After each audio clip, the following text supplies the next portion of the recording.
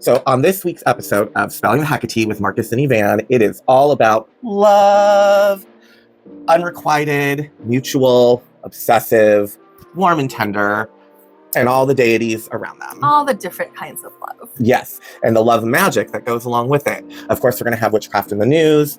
None of that is really that cheerful, but worth knowing about and important. Then, of course, Astrology Mixology for February. Then our main topic, love spells and the ethics of love spells.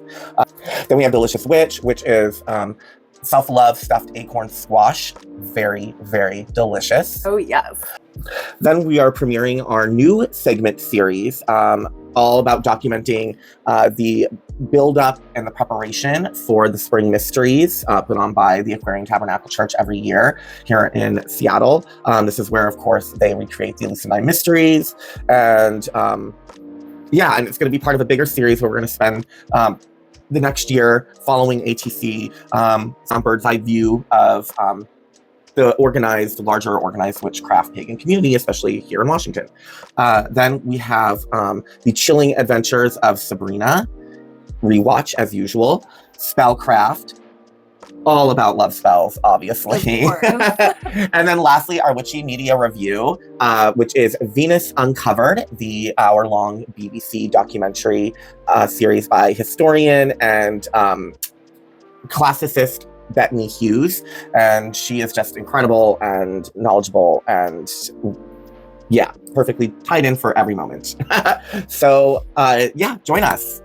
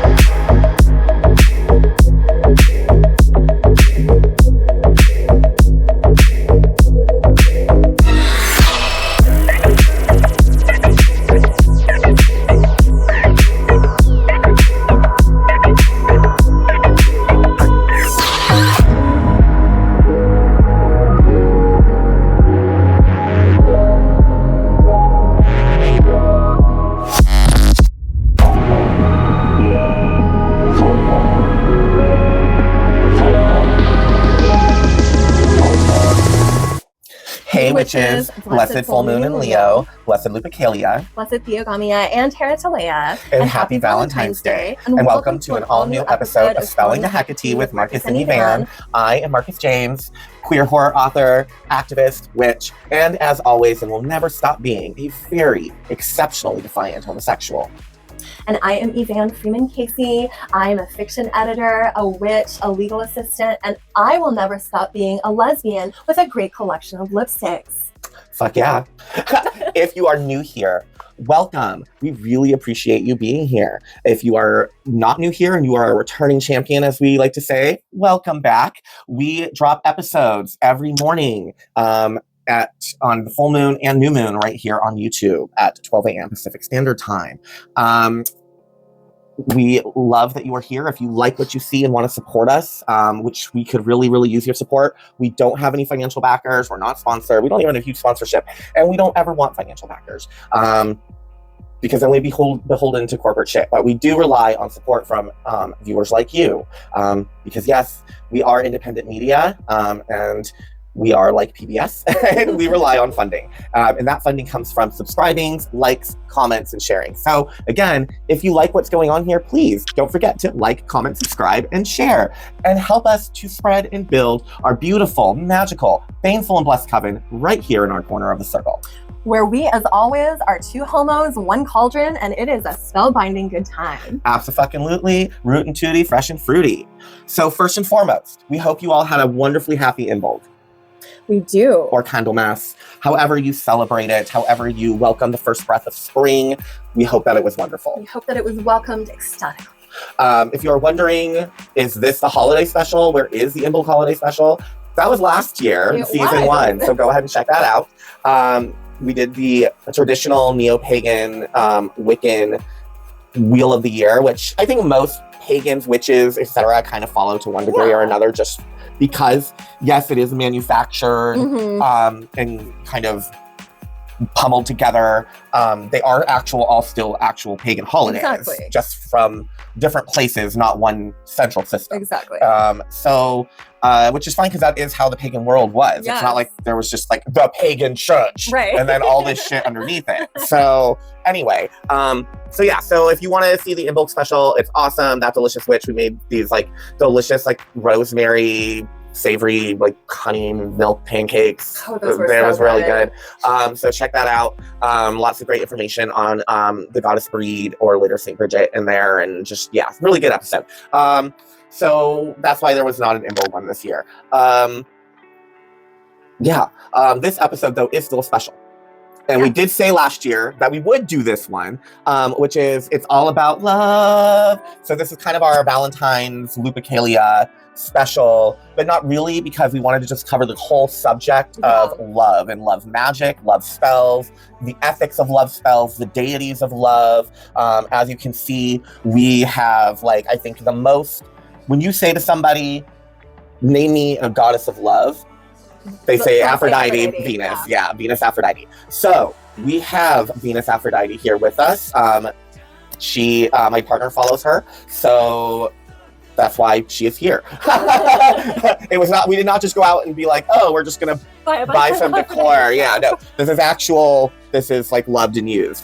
You're like, but I didn't know you guys followed Aphrodite. We don't, but my partner does and has his entire life. As I mentioned before, he grew up in a witch family. He's always been affiliated to her, as I've always been affiliated to HEKA-TEA and Santa Morte, and she has with Hera. Like there's just, so yay, she is very much respected in the house and adored in the house, not by me. Right. When it comes to deities, I think a lot of the time, same as with love, when you know, because they will let you know. Exactly. Had to do a little set adjustment right there. As one does. As one does, especially when you are the only one. Exactly. You're the only one. Let's see. So we're just all covering the gambit of love. But of course, before we can get to all the fun witchy topics of the day, we have to get to Witchcraft in the news. And I believe it's my turn to kick us off. I believe it is. All right. So this is not like direct pagan news per se, but it affects literally every minority population, so including us, but it is going to disproportionately affect LGBTQ people first. So as we of course know, in the witchcraft pagan polytheistic world, most of us identify as queer. Most of us are queer. So this affects no matter what, and it's very important. So this is reported from the 19th, which is a news organization that follows stories based on things like women's rights and LGBTQ rights, etc. It just got harder for LGBTQ plus people to address harassment at work. The EEOC voted Thursday to delete a 200-page document on workplace harassment matters amid a push to prioritize cases brought by white men. So going forward, it'll be more difficult, timely, and costly for queer workers to seek justice for any type of distraction or any type of discrimination in the workplace, any type of harassment issues, etc., related to their gender identities and sexuality. The U.S. Equal Employment Opportunity Commission, or the EEOC, so Thursday the 22nd, they voted 2-1 to rescind years in the making guidance that the agency released in 2024 on applying current civil rights laws to workplace harassment. The 200-page document included more than 75 examples of harassment scenarios that employers might encounter and explain the agency's thinking. So an example would be a transgender worker is repeatedly intentionally misgendered by their coworker. A workplace bars an employee from using facilities that match their gender identity. A supervisor treats someone differently that they maybe more hostilely that they know is gay or lesbian. A supervisor suggests a transgender subordinate shouldn't be in public facing work at the company, etc. So the EEOC's move to toss the guidance out will be most immediately felt by LGBTQ plus workers, experts told the 19th, but it will also have broader implications for anyone who experiences harassment related to their gender, race, ethnicity, or religion, or their disability while they're at work, and for employers trying to comply with the underlying law. One of the main services that the EEOC provides to employees is a free investigation and a free resolution of their complaint, explained Chai Feldblum, who served as one of the Civil Rights Agency's 5 commissioners during the Obama administration into the beginning of President Trump's first term. But we should not conflate the EEOC rescinding guidance with rescinding the law that's in place. Even though it does not change the law, it will still have an adverse, tangible, and harmful effect on LGBTQ plus employees because it will be expensive and time-consuming to pursue these cases in court, she added.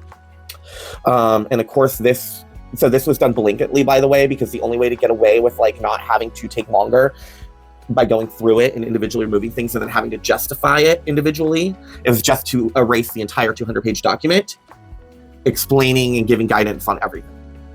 Oh, God. Yeah.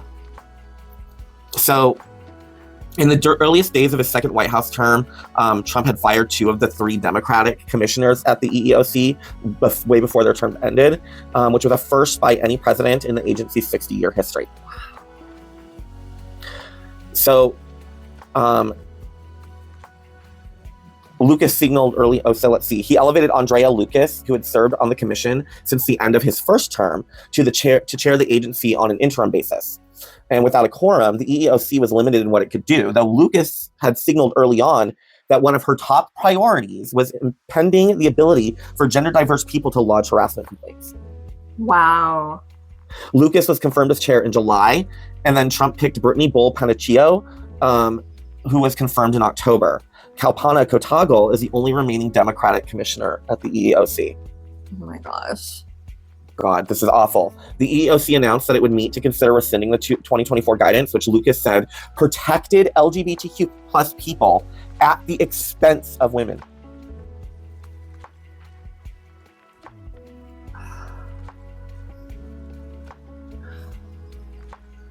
The agency developed much of the guidance related to LGBTQ plus workers and the examples of how employers should apply it after the Supreme Court's 2020 decision in Bostock v. Clayton County, which was a landmark ruling that found the Civil Rights Act of 1964, in fact, did protect workers from discrimination on the basis of their gender identity or sexuality.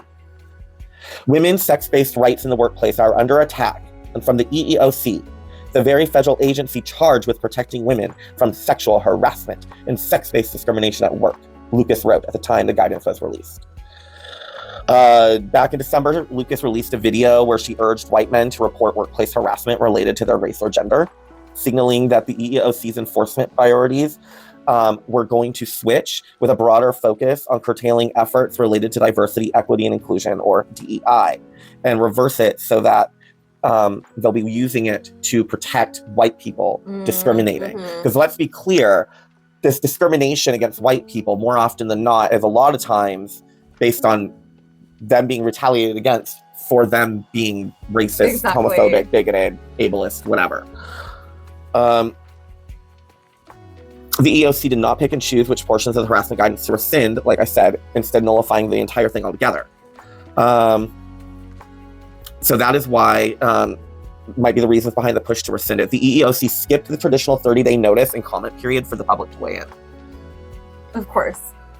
The guidance addresses harassment on all protected bases: race, color, sex, national origin, religion, age, disability, and genetic information, Kotagal, the Democratic commissioner, said during the meeting.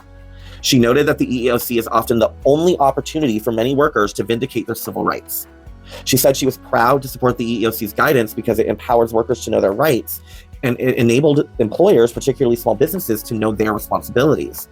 Panaccio said on Thursday that the private sector is filled with resources about how employers should apply workplace harassment law. No, it is not. The EEOC's decision to rescind the guidance was criticized by organizations that both support women and LGBTQ plus people. The National Women's Law Center said it was yet another example of the EEOC straying from its core mission, leaving workers without the protections they deserve, especially women, Black people, other people of color, LGBTQIA plus people, and other workers that face harassment and violence at disproportionately high rates, like pagans and witches, who we just reported on that woman who got fired from her job for being a witch. The Human Rights Campaign said it would destabilize our understanding of civil rights protections for our communities across the board that generations of Americans have fought for, demanded, and defended. So yeah, that's fucking awful. bleak. So now you know. So as you see, it wasn't directly about us, but it was about us. Yeah. All of us on many different levels. Everybody. This protects none of us. Except straight white men who are Christian. Right. Well, here's a story that's a little more fun. Oh, wonderful. I think this might be the only fun story that we've got for this episode, but probably. So it goes sometimes. So I'm going to butcher this location, so I apologize to any Germans who are watching. But in Mettingen, Germany, there is going to be a new art exhibit called Magical Women. That is going to be running. Well, it's actually already running, but it's going to be closing on February 22nd. Okay. So there's going to be a kind of a pre-closing open house cool. for the exhibit, include on February 15th from 11 a.m. to 5 p.m. It's going to include a dance performance by Luana Rossetti and an afternoon of reading fairy tales. Ooh. I know. So it's a really cool exhibit. It brings together artistic positions from the 20th to 21st centuries that engage with magic, the occult, and spiritual practices from feminist and decolonial perspectives. The exhibition examines how artists mobilize the magical as a means of questioning social norms, gendered power structures, and culturally embedded systems of belief. So, of course, figures such as witches, priestesses, magical practitioners have shaped imaginaries of femininity across centuries and cultures, although don't forget the male witches. Never. But this exhibit is specifically about the ladies, yes. So that makes sense. These figures have, of course, inspired a variety of reactions from fascination to fear and everything in between. Right. Historically, though, they have served as projection surfaces through which patriarchal societies defined deviance, otherness, and control. So this seems like it is a very, very cool exhibition. So if you are in Mettingen, Germany, go ahead and check this out. I would certainly attend if I were there. Yes. And I'm about to do a camera adjustment. So it's going to cut, and when we come back, we're going to be a little different. So forewarned. All right, there we go. A little bit of an adjustment there, like we said. All right. So this comes from the Herald. Highland Mansion owned by Jimmy Page of Led Zeppelin to open to the public. So this mansion, which was, again, once home to Led Zeppelin guitarist Jimmy Page, was also the home to famed occultist Aleister Crowley. And this, again, is going to open its doors to the public. Boleskine House, which lies on the shores of Loch Ness, around 21 miles south of Inverness, has long been connected to the occult. So the local legend was that it was built on the site of a church where, unfortunately, it caught fire and everybody died. And prior to that, they said that the dead would rise from the adjacent graveyard, having been animated by a devious local wizard. Ooh, I know, right? So according to South Loch Ness Heritage Minister Thomas Houston, was charged with laying to rest the souls who had been raised by an incrunier for ciel. I know I butchered that word. Let's see. It was bought by Aleister Crowley, who of course was a notorious occultist, in 1899, in order to perform a ritual to summon his guardian angel, a procession which in his writing also involves summoning the 12 kings and dukes of hell. It is said that while in the process of performing the situation, he was called to Paris and never banished the demons he had summoned at the house, which sounds about Crowley. Yeah. So guitarist Jimmy Page of Led Zeppelin, who was fascinated by Crowley, bought the mansion in 1970, but didn't really spend any time there and left it in the care of his friend Malcolm Dent, who also reported strange happenings happening inside the house. So in 2015, the interior of the house almost burned down entirely, and the ruins were put on the market for £500,000. It was acquired by the not-for-profit Boleskine House Foundation in 2019, which pledged to restore it and open it to the public. After 7 years of work restoring it, they're going to open it on April 10th, following an exclusive preview for special guests the night before. So Foundation Chairman Keith Reddy told the Inverness Courier, at the end of 2025, we secured practical completion with Simpson Builders, our main contractors. We are now wrapping up remaining specialist heritage work inside the house and look forward to welcoming the public back in Boleskine House in April. The grand opening will be less about a single moment of completion and more a celebration of the home's long journey. The April weekend marks the first time in roughly 260 years that the finished building is publicly accessible. A thank you to the volunteers, craftspeople, contractors, and public supporters who've made the 6-year restoration possible. So this is going to be the first opportunity for the public to see the house fully restored. Also, it reflects years of patient and careful work that prioritize conservation and long-term sustainability over speed, which is amazing and just so important all the time. So yeah, that's just really wonderful. If you are in Scotland and are already on your way to go find the Loch Ness Monster, exactly, go check out Jimmy Page's old house. I certainly would if I could. Yeah, for sure. And maybe one day we will. Maybe we will. Back to bleak news. Oh, fun. Our favorite news. Oh, yes. The bleak news. So this is from the South Coast Herald. Okay. A man was assaulted for practicing witchcraft. His name is, and I apologize, I'm going to butcher this, I know, but his name is Sifiwe Magubane. Mm-hmm. He was suspected of practicing witchcraft. He is from Matwalum. He said he was brutally assaulted by a group of people in his neighborhood on Christmas Day of last year. Oh, gosh. Yeah. He said that 6 people confronted him while he and his brother were out celebrating, Mm-hmm. and implied that they were using witchcraft against them. He said they had been talking about me and throwing insults, but I ignored them. However, on Christmas Day, they saw me on the road and attacked me. Oh, goodness. He was stoned. Classic stoning. Right, classic stoning. Yeah. He lost consciousness, and on waking, he had been taken to a local hospital. He was treated for injuries to both his hands and his head. Oh, God. Yeah.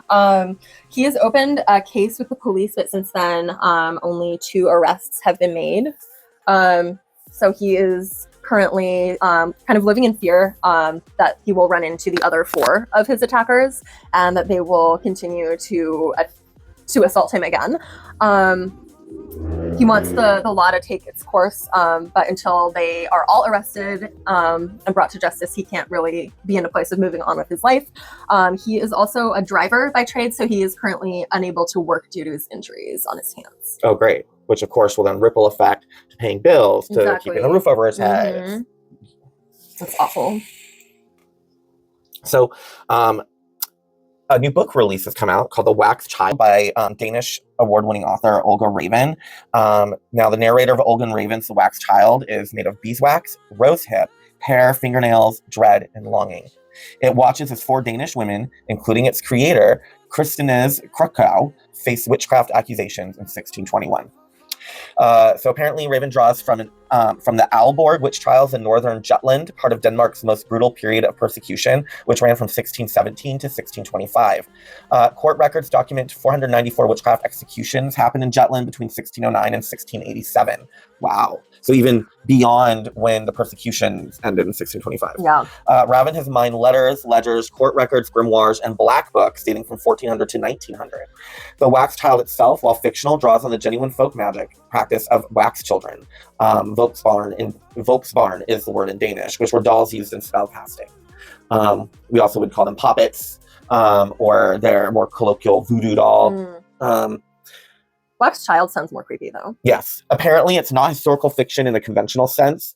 So apparently, Raven's poetic roots show in her lyrical fragmentary style that refuses linear time.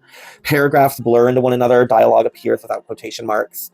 The Wax Child narrates from the distant future, the past, and the brutal present simultaneously, and the prose mirrors the fluidity. Oh, wow. That sounds really interesting. It does. So the Wax Child is not quite alive and not quite inert. It loves its mistress, Christensen, with what it calls a bottomless shaft-like longing. Shaft. But it also observes detachment. Observes with detachment. This dual nature, loving and remote, material and mystical, makes it the perfect lens through which to examine the central ambiguity, I can't talk, ambiguity, where were these women actually witches? So apparently, unlike many contemporary retellings of witch trials, which typically frame accused women as innocent victims of superstitious persecution, The Wax Child refuses that narrative. The novel depicts the women gathering for carding fests, nights of wool spinning, during which they gossip, drink, sing, and dance, as well as share folk remedies, protective charms, and healing spells passed down through generations. Oh. The spells scattered throughout the text are for protection, healing, easing childbirth, warding off harm, and other domestic magics of survival. What the accusers sought was diabolical witchcraft, pacts with the devil, malevolent curses, death, pestilence, etc. So they consulted their books of demonology, and there read that women were more easily tempted by Satan, for she is weaker than the man in both body and soul. When a woman thinks alone, she thinks evil. Where there are many women, there are many witches. Which, of course, we know comes from the Malleus. The gap between what these women did and what they were accused of doing reveals the persecution's true nature.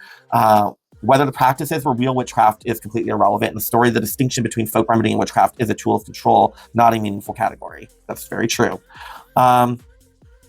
So descriptions of the arrest, torture, and executions are visceral and bureaucratic in their horror.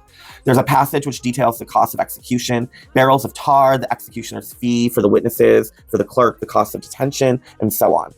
It's a chilling ledger book accounting of murder, neat columns adding up to human death. Witchcraft is a very grave business.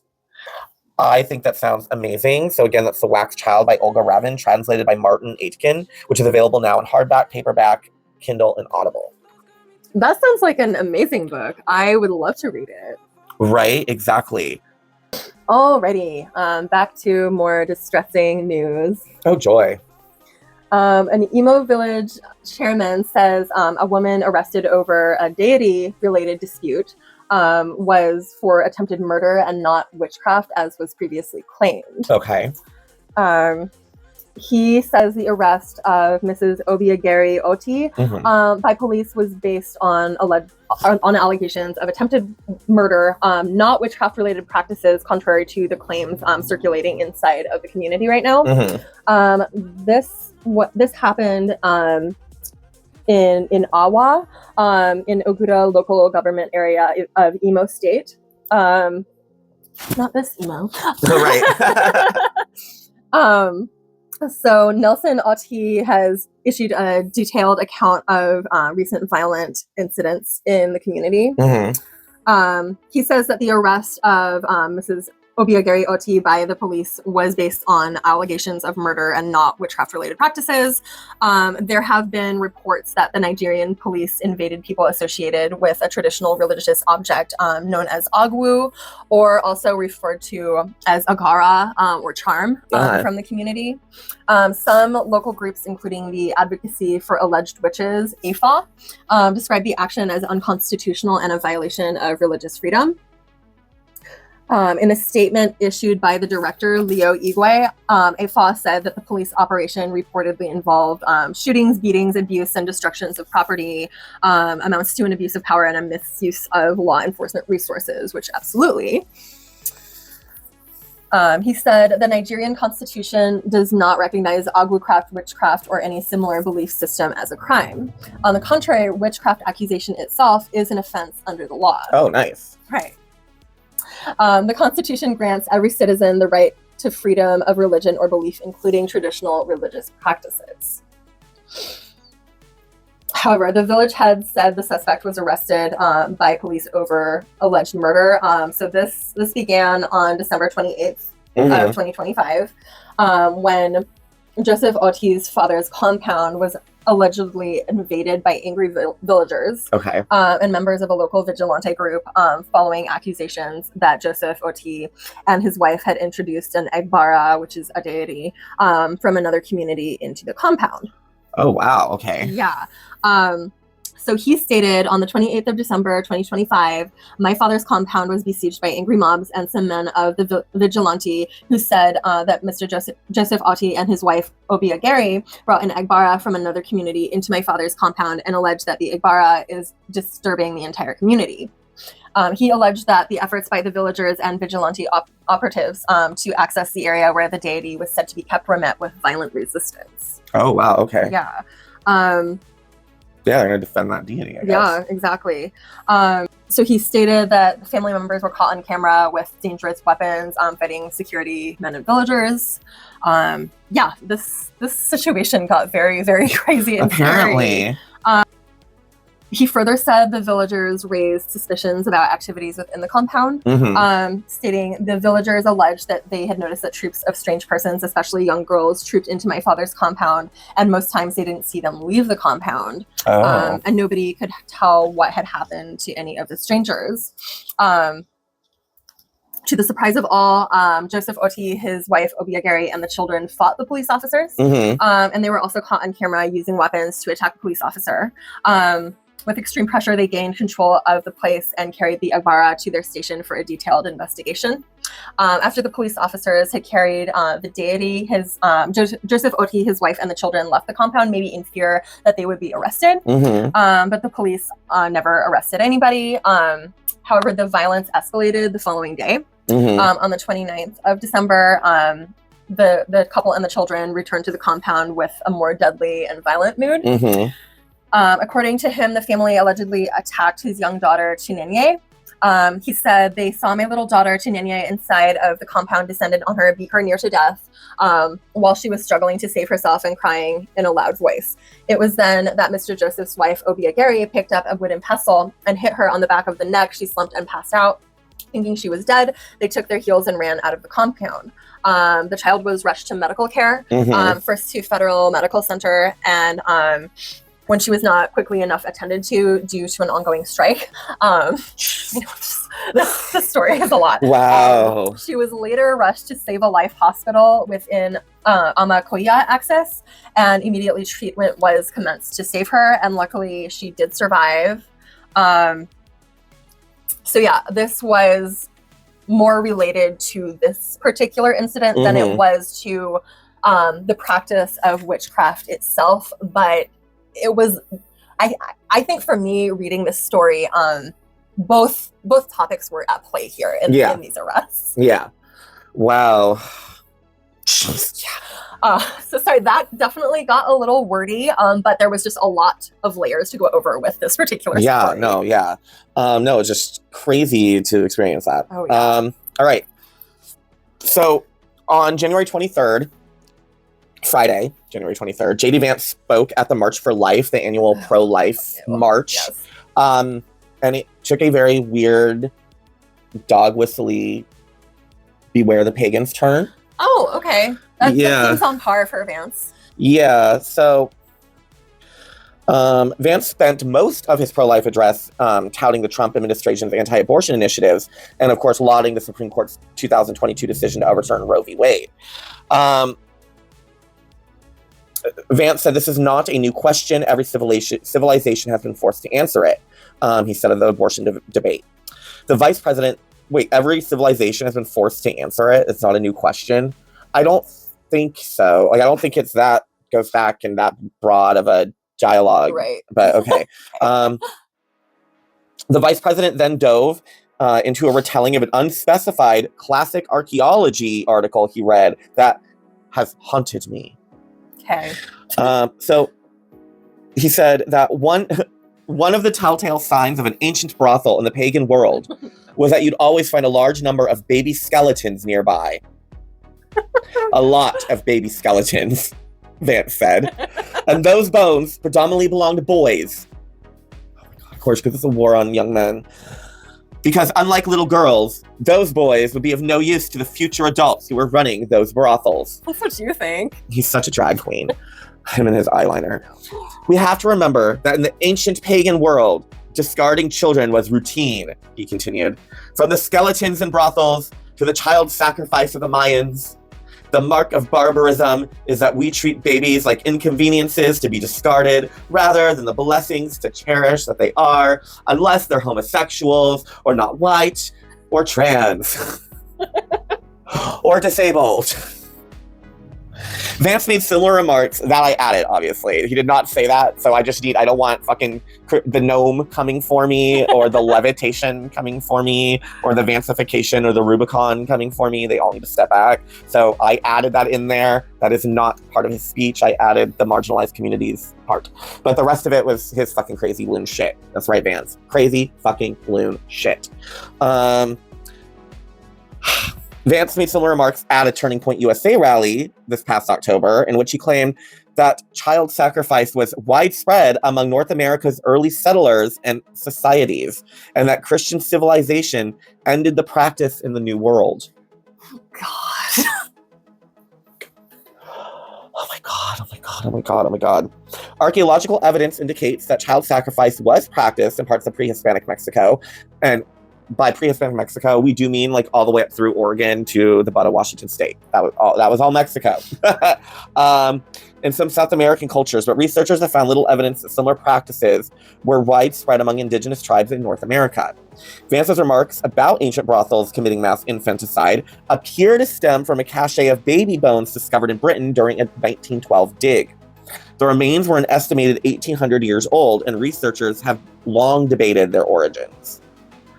Now, this is shocking to us because we grew up in a Christian culture and we're formed by religious values, Vance said on Friday. And as important as all this politics stuff is, it is about whether we will remain a civilization under God or whether we ultimately return to the paganism that dominated the past. Done it. So, yeah. Did you hear the dog whistles in there, though? Yeah. Look out. Remember. Mm-hmm. We have that fucking Lucas Miles book, the fucking pagan threat with Charlie Kirk. And Vance has been, since the campaign trail, been talking about pagans and witches and the goddess and Gaia and HEKA-TEA. And so it's just... What's always strange to me is how Gaia-focused they think everything is. Because it goes back to Earth Day. Yeah. And then that first Earth Day. Exactly. And Gaia and people, unfortunately, but you know, there were people like Selena Fox who were prominent during the 70s, during that time, during the 80s, and had were on media and had media attention because there were so few prominent neo-pagan Wiccan speakers, witchcraft speakers. So again, not conflating Wicca and witchcraft, same thing. And I will state that every time I make it sound like possibly that they are one and the same. I will always clarify. But that's the dog whistle because they're building. We've seen what's happening, how they're erasing definitions in the military that protected us and defined us and our rights. They're doing what they just did at the EEOC. So there's just a lot. This is pagans and Christians. It always comes down to pagan and Christians. We will always be intertwined because in order for them to thrive, and they had to try to make sure we didn't survive. And the fact that we have survived and have thrived and are thriving and surpassing them actually all over the world is scaring the fuck out of them. Like, and not just in the Western European world or in the Western North American, South American continent. No, it's rising in the Middle East and Africa. People are returning to their traditional paths and traditional folk practices and faith. And they don't like it. They don't like it. So just gird your loins, which is gird your loins. Exactly. So that's all I have for headlines. I think I have one more actually. Oh, so a new pagan horror movie is about to be released upon the world. A new pagan horror movie, okay. Yes. I definitely, reading through the synopsis and having watched the trailer myself, I have some very mixed feelings about it. I love any horror movie, frankly. I love a pagan horror movie. Anything to do with witches or the pagan faith in any iteration, I'll watch it. Yeah. However, so let's just get into this. This is an Irish horror thriller called The Morrigan. Okay. Yeah.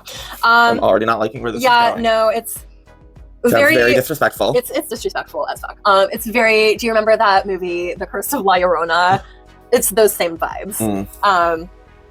So basically, they're on a remote Irish island. They're Americans, of course, as they always are in these movies.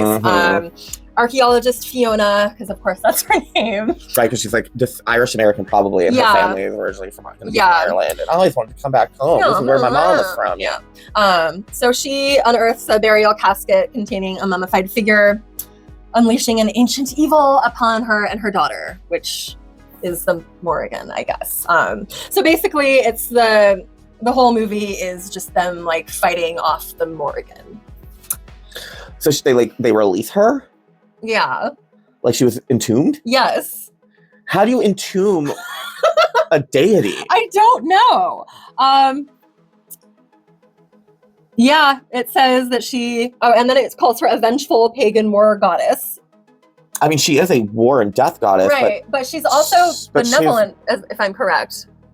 She has her moments, but like you don't really want to. Yeah. No. But like, yeah, if you want to like. If you're willing to scorch earth something for justice because you didn't get it the traditional way, right, then call on the Morgan. Right. You know what I mean? Exactly. Like, just like, or call HEKA-TEA. Like, right. Call that fucking, burn it to a cinder. But my point is, she's not evil. She's not evil. No, like, no, of course not. No, she's not evil. No deity's really evil. No. Like, it's all job to do.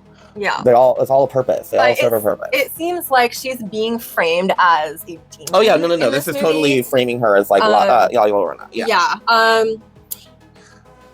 Refers to her quote reign of terror. But yeah, apparently she was imprisoned centuries ago, and they released her, and she begins a bloody rampage. Okay, well, she was mummified. I'm assuming that because she's possessing the girl, right? That she must have been in the body of somebody when they entrapped her in this tomb, and so by freeing, she was able to get out of the mummy husk of the corpse she was in. Okay, I mean like that. That's but you can't entrap a deity. I mean, no.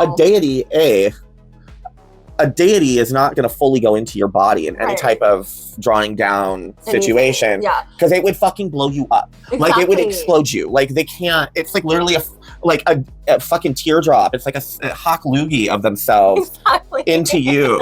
That's how much of a deity is in you. You can't entrap a whole deity inside someone's, like, what the fuck, okay, whatever. Yeah. So this just seems very, very disrespectful and misinformed. And we will be watching it for Witchy Media Review. We might be drunk. And trashing the fuck out of it, but it'll happen. Yeah, so that's gross. I watched the trailer. It looked very, very stupid. Oh, goodness. Did it look at least good quality filming? Or was it look like it was like that home video type? Oh, no. I will say the cinematography was great. Okay, good. Like, well, so at least it was a good budget. Yeah, it was visually very stunning. But just the way that the deity is handled, and honestly, the kind of framing what's pagan as the big bad of this movie, I really do not care for. No. But we'll watch it and judge it. I love the movies where witchcraft, paganism, the old ways, etc., like kick ass and save the day, where Christianity like fails. Exactly. Those are always fun. This seems very like Christian oriented. Yeah. Honestly. I mean, Ireland. Yeah. All right. Witchcraft in the news done, out of the way. Now it's time for Astrology Mixology. All right. So, month of February forecast. So on the 1st of February in Bulg, which you just passed, that was a full moon, which occurred in the sign of Leo. So this lunation reminded us of needs we may have been putting to the side, that there can be urgent or sudden needs or desires that we need to express ourselves with around this lunation. Also, from this point, we're more powerfully aware of our creative, romantic, and expressive urges. Things may have been exposed or illuminated, prompting all of us to get in touch with those things in our personal lives that we have been putting off or neglecting. The Leo moon is proud and intensely individual. Agreed. Just like y'all. On February 3rd, Uranus stations and turns direct after retrograde motion since September 6th. So as Uranus gains speed in the coming weeks, our urge to express ourselves, to take some chances or risks, to rebel, to follow our own instincts, our own guides, our own hearts, to stir up change. All of these things are going to be reawakened within us. The rising, the coming of spring, all that tickly shit. So we begin to see clearly that we can make changes, that we are not always victims of changes that are thrust upon us. So from February 6th through the 18th, the personal planets of Mercury and Venus, they enter into Pisces, with the sun following on February 18th, which will shift focus to intuition, dreams, and healing. On February 13th, Saturn's going to enter Aries. Saturn was last in Aries from May 24th to September 1st of 2025. And then it returned to Pisces in retrograde motion, and it's now back in Aries to stay from the 13th of February until April 12th of 2028. So that's good. Like we've been saying, 2026 has huge shifts going on right now in numerology, in astrological. Everything's happening and shifting in 2026. So While Saturn is in Aries, we may initially experience frustration when pursuing our individual goals. We may feel uncomfortable with big shows of individuality or me-centered behavior while Saturn is in Aries. However, this period presents a unique opportunity for personal growth. This gives us a chance to learn about balancing our individual needs with collective responsibilities, which, that's kind of where we're at right now, is I feel like there is kind of a community kind of focus happening in our lives and world because there's so much fucking insane shit happening in our communities. Yes. So this will help us to overcome this discomfort, and by recognizing the necessity for balanced attention, we can expand our potential for personal development. We don't want to obviously inadvertently limit ourselves. On February 17th, the new moon solar eclipse in Aquarius will prompt a new beginning. This lunation is a solar eclipse, and it's the first in a set of eclipses that fall along the Leo-Aquarius sign axis from February 2026 to January 2028. In the sign of Aquarius, this eclipse will be about friendship, fellowship, group activity, social pursuits, group projects, trying new things, humanitarian efforts, or joining groups or covens. So that's really interesting. Again, this continuation of a community shift, a community focus. January 26th, we saw that there was a cosmic shift. There's just been a lot of things that happened in January community-wise that has set the stage for where we're at now. Absolutely. So the new moon eclipse might challenge all of these matters and present opportunities for new beginnings. Definitely long-term changes are in the works. On February 20th, Saturn is conjunct to Neptune, and this is a standalone transit. A Saturn-Neptune conjunction will mark a time when ideals are put to the test. Circumstances are such that we need to rebuild trust and faith. The transit marries two very different energies, the dreamer and the realist. Bringing plans and dreams to reality can be one manifestation. Practical idealism is within reach. So just don't get too lofty in what you're trying to do in a short amount of time. Keep your goals realistic and you'll achieve them. And we might dedicate ourselves to that particular ideal, vision, or goal and achieve what we're looking for. On February 26th, Mercury will station and turn retrograde. And it will continue its retrograde journey until March 20th. Well, at least that's not so long. Right. Some delays or information clogs are possible, as we know, because it happens all the time, misunderstandings. With Mercury retrograde in Pisces for the whole cycle, we may be returning to past projects and refining or tweaking them. That's interesting, yeah. We can find usefulness in old or past ideas and recycle them in new ways. We might consider scrapping a need for closure on a particular matter, but recognizing that best closure sometimes involves accepting that there isn't closure. We can be especially spacey when it comes to facts and figures, convoluted directions and instructions. However, we may be more able to tap into our inner muse and come up with especially inventive ideas. On February 27th, Mars will square with Uranus, which will be an intensely volatile aspect, encouraging sudden action or rebellion. So Aquarius and the fixed signs, Leo, Taurus, Scorpio. These are all going to be impacted by the solar eclipse, forcing a personal rebrand or total life reevaluation. Yeah, so Aquarius is going to affect all the fixed signs. Pisces, so those who are Pisces, a transformative year with heightened creativity, but requiring careful navigation of new opportunities. Aries, so all of you with Aries in you will experience a major shift in maturity and responsibility when Saturn enters the Aries alongside potential career boosts. So that's good. You are an Aries sun. I am. I'm an Aries moon. So, fun times. Yay for us. So the month will begin with grounded ambition, that Capricorn energy, and it will move into a more intuitive, chaotic phase. So that whole Pisces, Aquarius eclipse situation. So yeah. So there you go. Astrology Mixology for the month of February. Yay. Hope it helps. I will say it definitely is in tune with what I've been feeling and thinking throughout this month so far. Same, yeah. Agreed. All right, so now on to our main topic. Love.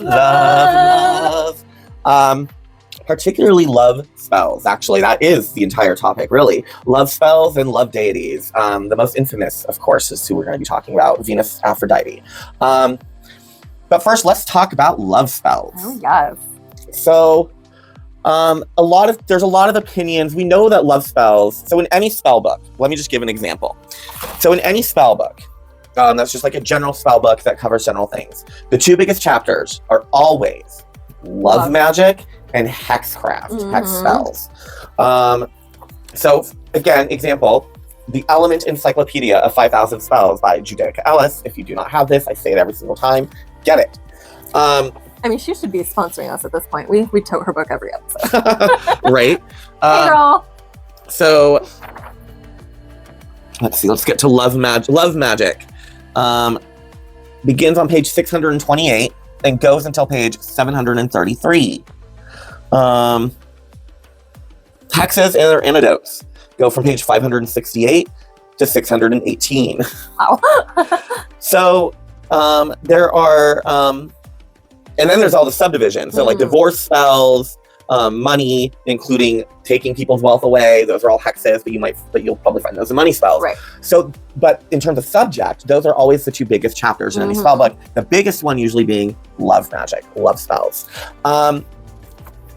So we know that there's the famous, we can read, do what that will, be at the hold of the law, and it harm none, and it harm none, do what that will, be at the hold of the law. Ever mind the law of three, whatever you do comes back to thee, which is actually a wonderful hex. Oh yeah. That's a hex, honestly. Right. That's a hex. Now, if you abide by it, so if you are Wiccan, mostly if you follow the Wiccan tradition, or you're just really very much a pacifist, maybe you do adhere to the Wiccan Rede, the law of three, and as a result, you have bound your magic to it. And if that's how you operate, and all power to you. We don't. No. We're just witches. We're not bound to the law of three. We don't bind ourselves to that. We don't bind ourselves to the Wiccan Rede. And most witches do not. All over the world, most witches, they don't even know what the hell the law of three or the Wiccan Rede is, because they're witches and they live in other countries or other places, and it's just not a part of their life, or they've just always been a witch on their own way, on their own terms, and they have maybe only precursorily heard of Wicca in a peripheral way, but they've never actually picked up a spell book. Right. That was specifically Wiccan, So there's no general whatever. We know that in Wicca, they're like, oh, you can't do love spells on people to manipulate, draw, cast them to you, and if you do, it's going to come back to you. Some will flat out say you just can't do that. Right. Like, that's just not possible because witchcraft won't let you do that, which doesn't make any sense, but that is an argument that is often made. So there's, we have that understanding, but then we look at other magical traditions all over the world, folk traditions, and there is no qualm. No. And in the traditional, actual pagan polytheistic world of everyday magic and folk magic, when everybody in some way, shape, or form practiced magic. Now, to be fair, even back in ancient Rome and ancient Greece, and then pre-ancient Greece, actual ancient Greece and ancient Rome, because what we consider, as we say, ancient Greece and ancient Rome, we're actually referring to the classical period, which was towards the end, the last 800 years or so, 1,000 years. But the actual ancient Greece and ancient Rome, there was a belief in witches. Like, they did believe in witches, and witches were just, everybody had talismans, amulets, did spells, did prayers, right? But witches were sometimes feared in ancient Rome and ancient Greece. They did believe in them. You have Medea, Circe, the witches of their traditions, their oral histories, their myths, and they were terrifying. They were not, because they did more. They weren't just the everyday pagan person who was doing charms and doing shit because that's what you did. They could do extra stuff. They could do they were Exactly. It was this shit and that scared people. But one of those things that were not an but an everyday were talismans, amulets, charms to bewitch particular people. Yeah. That was common pagan knowledge. There was no, oh, you can't do that morality. Yes. You look at the African diaspora beliefs of, candomblé, voodoo, santeria, lukumi, voodoo, New Orleans voodoo, American hoodoo, in all of these traditions, in powwow, all of these traditions, there is Appalachian folk magic. There are love charms. There are love spells. And they're not tied to any particular morality. Yes, a lot of them are to draw the lover you're meant to be with to you, general. Right. There are a few of those, but most of them are like, very do specific. do this, give it to this person, say it to this person, imagine this person on a full moon night at the crick. Like, and they will be at the crick. And they'll be at the crick. Like, that is more traditional. So we thought we would just talk about love spells. This isn't like the history of love spells. No. We're going to discuss love spells, our thought on love spells. Have we done love spells? What kind of love spells? Lust spells. And the dark and the good, because you could do spells. There are love spells. If you don't, maybe you don't think to classify them as love spells, but they are. But let's say breaking two people up, right? Doing a little spell to dissolve a relationship between two people. That is a love spell. It's the dissolvement of love, the tarnishing of love, but that is still a love spell. It's just a baneful love spell. So yeah, let's just get into it. First and foremost, have you ever done a love spell? I have. The most, I guess, not notable, but the one that's really popping into my mind right now is a time when I was not over a certain person that I had broken up with. So I did a love spell because honestly, I was trying to like get over this person. But I probably was not really fully in my healing fucking time. Right. That's all right. Yeah. But I wanted a new person to come into my life. However, because I was not really over the first person, I asked for qualities in this new person that I had been attracted to in the first person. Now, the person who came into my life, who shared those physical qualities, was exactly what I had asked for. However, came with a whole other set of issues. Got a little bit dangerous for me. I think I did actually have to do a second spell to kind of drive this person away from me. Yeah. So it definitely was an education in what specifically to ask for in love spells and how to approach them. Yes. I've done my share of love spells. Mostly just general. Like just when I'm single or I'm looking, like feeling like I just want to, whoever it is, to bring them to me, right? But I have done specific ones. When I was younger, I have done spells on specific people, on specific guys. Did it work? Yes. Did it work every time? Yes. But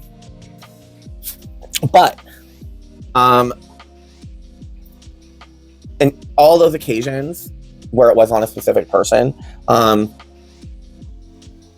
I would say it always deteriorated. It always turned sour. It always got really bad. Now that's not because, okay, let's just first and foremost address this. So doing any type of love spell on a particular person, any type of lust spell, first and foremost, that person has to have some kind of attraction to you. And I think we've talked about this before on the show, but I just want to be very clear. Like, can you be like, oh, that guy, that girl, whatever, that person, and I'm going to cast a love spell on them, bring them to me, blah, blah, blah. And yes, you can. But they have to have some attraction to you beyond friendship. You can't just be like, oh, we're friends, and you feel more, and it's unrequited, and it's genuinely unrequited, and that person does not have feelings for you. It is just a friendship.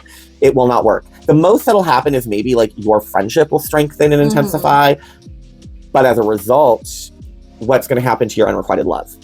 So, but if there's a genuine attraction, sexual, romantic, lustful attraction, no matter how small or how casual, but if it's actually there and you know it's there and it's, at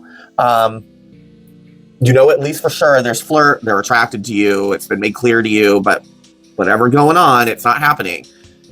Or maybe it's just a little flirt, but you want more. As long as it's there, yes, you can do a love spell and it will intensify and increase those feelings in that person. Yes. And that's kind of the actual kind of, not the caveat, but like the real truth and how that works. So yes, you theoretically can, but it has to be on somebody who does have an attraction to you. If they have no attraction to you, they really don't, there's no seed of that, you can do all the love spells in the world, it's not going to change anything. Maybe at most you'll get like a one-night stand out of it, which I guarantee you will turn into a morning of regret by, if not both of you, certainly the other person, more than likely. And whatever was there, whatever friendship, whatever, it'll be gone. So, but yes, theoretically you can do that shit, but it just won't work out. Or you have to do what I've had to do in a couple of those situations, which is, literally do a spell to make them hate me and get them like, what once was love now turns to hate.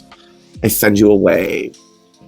Hey. I don't know. Like, but you know what I mean? Like, so you do something like that. It's just not worth it. So I have learned that, and I firmly believe personally that you should honestly just always do a spell to bring to you someone more suitable to you, to bring you someone who is suited to you, not somebody else. Now, if it's a situation where, let's say, you guys, it is genuine and it is there, and there's just maybe some roadblocks or like issues that maybe one or both you need to work through before you can form a relationship, then you can do a love spell to help push the courage of love. Right. You know, if maybe the person's attracted to you and you're attracted to them, but you're afraid to tell them or say anything because fear of rejection, you know, or vice versa, or like, and you're just like, fuck, I really can't, I need them to say something, then you can do a spell to help give them some courage, like that their love, their affection for you burns so much that they have to finally declare their feelings. But you're not creating a feeling or emotion out of thin air and bewitching and blah, blah, blah. So I personally don't have an issue, honestly, with it's down to the witch. Like, it is always down to the witch. Magic is magic. It is there. Like, you decide what to do with it. The price you honestly pay is more, I just think, on a personal human one. You know what I mean? Exactly. Like, wondering, is this, because I don't think you will ever get away, at least I can say in my personal experience, I have never gotten away from the question, well, especially if it was like cast on somebody specific, I never got away from the question of, is this real or the spell? Yeah. And I honestly think I've always learned it was the spell most of the time. And then you have to live with that. Also, living with the sense of maybe when it ends and you maybe really, you miss them, and you maybe you have to deal with the fact that like it fell apart and they're out, but you are still hung up on them. Right. You then have to carry that. I think the return to you, it really is what you have to carry in the price that you are willing to accept to pay to do the love spell if it's on a person. Right. I mean, I think it's similar to what we talk about with any spell on the show all the time. And that is that you really have to be very, very direct and very specific in what you're looking for when you approach a love spell. Because, of course, love can be very warm and fuzzy and yay, but love can also be very dark. Absolutely. And you need to realize and respect the duality of love when you approach it in a spell. Yes, absolutely you do. Absolutely you do. And it's never like, you know, I always think how funny it is, of course, in movies, like it's so much more heightened. Yes. But I love like how it's suddenly just like, they're just overcome and they're, you know, famously, you know, Chris Hooker in The Craft. Oh my gosh, yeah. And it's just that, and he like is like looking around because we have to have this 90s, so we had to have that music sound going on and everything because it sounded exotic and witchy. And but you know, then he's just like, I'll carry your books. I'll fucking like, it's not like that. Like, but there's always this heightened, exaggerated. Yes. Also, the famous one that came from The Craft, mind you. This completely came from The Craft. It was not based in anything. This was just as a vehicle to get to the plot point they were trying to create, which was the attempted essay of Sarah by Chris. But you know, she's like, I need to undo a love spell, and Lyria says to Sarah, when you open a floodgate, how do you undo it? You release something with the spell. There is no undoing. It must run its course. Like, that's not true. No. Now, I have heard since The Craft came out, I've heard people saying that, not quoting it directly, but quoting that fact. And but that for some reason, of all spells, if you do a love spell, you can't break it. Any spell you cast, you can break. If you cast it, you can break it. There is no such thing as doing a spell. I don't care how intense, deep, complicated, obscure it is. If you cast the spell, you have the power to rescind a spell at any fucking time. And if you can't figure out a way to just rescind, then fucking dissolve. Like I said, turn the love to hate, reverse course, do an active dissolution spell that actively rots at the core of it. If you can't just figure out how to fucking just break it, break whatever it was that you did. Like, if you can't figure that out, usually if you have some kind of totem or something involved, dunk that thing in blessed water. Exactly. Drop it in rainwater, drop it in seawater, drop it in sun water, drop it in moon water, drop it in any type of consecrated blessed water that you have. And if you don't have any, you're a witch. Fucking make it. It takes all of an overnight.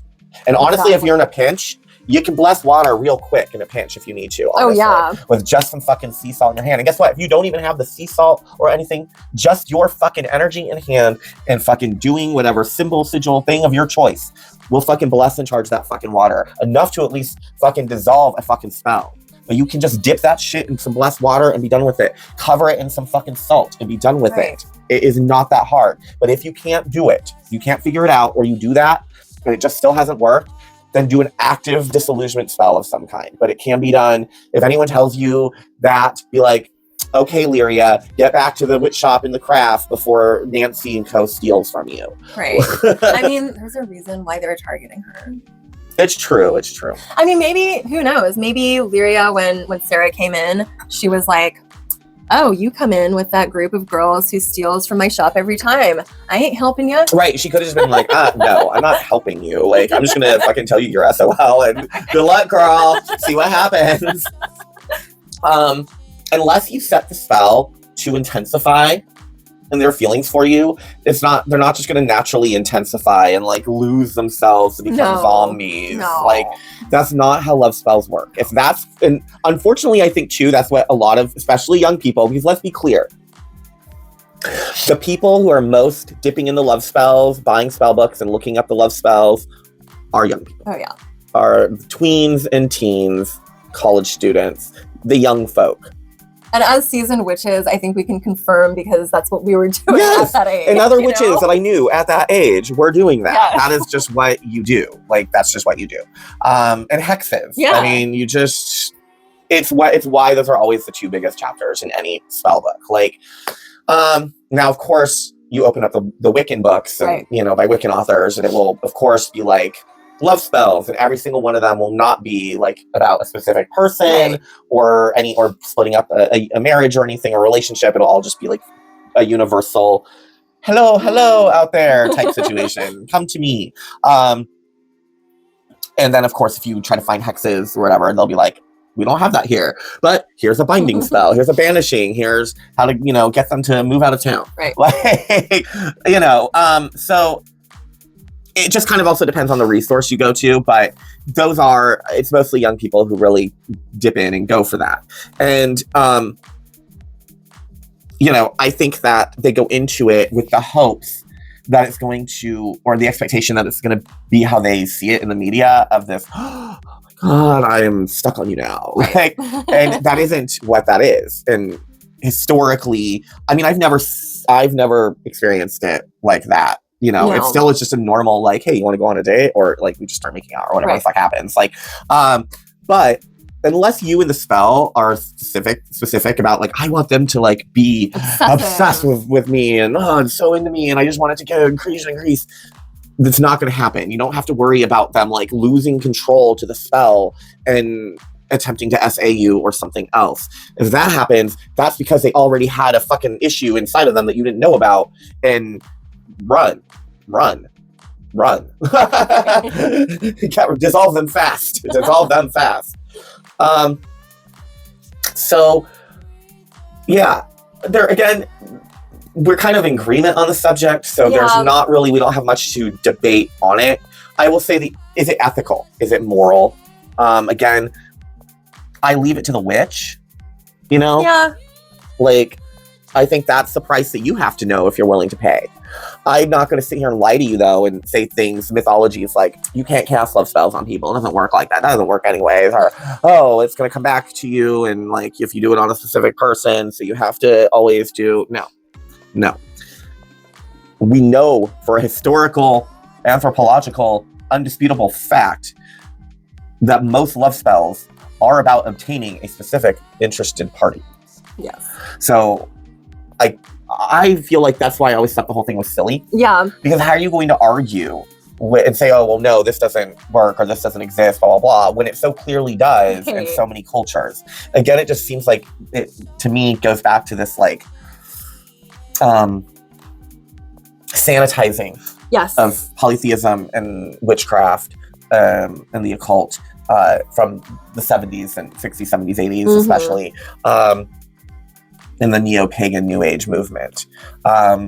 And to also be clear, neo-paganism and New Age are actually very different.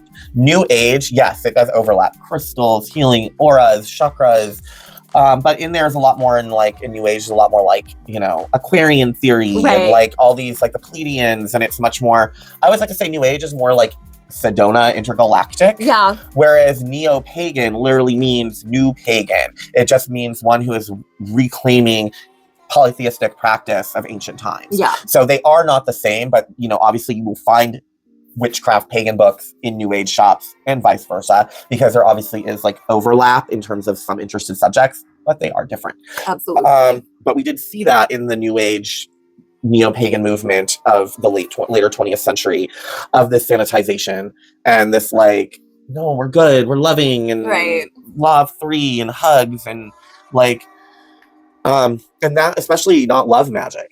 That's not what that is. Love magic, for good or ill, is carnal. Yes. Love is carnal. Passion, lust, bitterness, obsession, despair, all these things are carnal. Primal forces. They don't have a guide. They don't have a rule book. They don't adhere to laws. No. The heart wants what it wants. Everything else be damned. And I think for most of us, and I don't mean this disrespectfully, but unless you are, typically if you are a sociopath, psychopath, then obviously you're not going to feel love, because you're emotional. But by and large, we've all experienced love and being in love, and know that there is nothing adherent to rule and mind of manners and norms about it. Passion and lust and desire is what it is, and craving is what it is. And love isn't ethical or logical. No. And the course of true love never did run smooth, to quote Shakespeare. Yes. And so should you do a love spell on a particular person, or a lust spell? You want to fuck somebody, you want to get with someone, even if they are they're married or in a relationship, but you guys have been heavy flirting and you know that there's attraction there, and you're in the workplace and you're like, I want Jimmy and blah, blah, blah. I'm not going to tell you no. I'm not going to say, oh, don't do that. That's terrible of you. Don't do that. On a witchcraft level, I will tell you on a moral level, on a human level, don't fucking do that. If there's something there, then wait until Jimmy has left his partner and done it respectfully and given respect to the partner as they do. Now, obviously, if Jimmy's like running away from like a horribly abusive relationship and has been like held captive and beaten and shit for a while or something, and like they're escaping a bad situation they've been trapped in, then sure, that is one thing. But in general, Jimmy needs to break up. Respectfully. Wait for that. And then run off into the sunset. But, start up an affair? Absolutely not. Personally, no. Cheating and being the other person, it's not okay. I don't care. No. I don't give a shit who you are. It's not okay. Like, ever. But that is a moral question. If you are okay with breaking up marriages, relationships, etc., because you and this other person fancy each other, and you don't have moral qualms about it, then go right on ahead. Like, that, do you. We all have our values and our opinions on how we operate. I personally would not do something like that. But never. That is my own moral ethic basis, not any type of witchcraft morality. There is no morality in witchcraft. There just isn't. Witchcraft magic is what it is. It just exists. The morality given is the morality we put into it. I always advocate for I just always think, like, yeah, okay, you are attracted to this person or whatever, and maybe they're attracted to you, whatever, and you're like, oh, I want to cast a spell on them to be with them. Okay, but what if in the end you get with them, and yeah, you guys like each other and it happened, but what if in the end, like, you guys are not actually a good match for each other? Everything was a surface attraction, but because you did a spell, now the person is way more into you than you are into them. Because you used magic to take it out of the arena where it was, before really examining and getting to know, like, well, is this person actually on paper a good idea? And you didn't do that. And now you are like, fuck, this person's like into me, because you've inflamed the passion they had. Either it was a little ember and you got it super big, or you just filled them with so much burning desire that they finally had to act on their feelings for you. Well, now you've created a fucking outraged forest fire inside their body. Exactly. Like, so now suddenly you're like, fuck, I don't actually like them. Like, I was into this, but I guess it was a dalliance, and I don't want to be with them anymore. Right. Like, now you have to deal with that. So I just think, like, when it comes to love spells, I think it's always really important, and even lust spells, I think it's really important to focus on drawing the right person to you versus the person of the moment. Yes. And that's where I live on it. I agree. Well, there you go. Let us know in the comments. Have you done any love spells? What were they like? What was the experience of that like? Have you ever done love spells on a specific person? If so, how did that work out? Did you get what you wanted? And how long did it last? Let us know in the comments. We'd really love to know. And now, for a little story time. Picture it. London, 10 a.m., 1914. A suffragette named Mary Richardson came strutting through the National Gallery of London, trying to look inconspicuous and determined. She had a meat cleaver hidden up her sleeve. She wandered the museum for 90 minutes, waiting for security to go mosey, go for a smoke, a tea break. It's London, that's what you did, that's what they still do. When she found her moment, she made her way to the museum's latest acquisition, the painting Rokeby Venus by Velasquez. So the museum had raised £45,000 to restore this painting and to save it. And the public had come from all over, not just London and the UK, but literally all over the world to come view this painting. But not Mary. Mary didn't like it. She took the cleaver out from her sleeve and began slashing the painting over and over and over again. She was like, no, God, no, It was a whole fucking thing. It was a whole thing. And people were like, oh my God, what the fuck is she doing? Bobby, get Bobby. Not Bobby, a person, but Bobby, the cop. What if it's a Bobby named Bobby? Right, and this is true. So to this day, you can actually still see the marks from where it was repaired if you go in person to see it at the National Gallery, because it's still on view.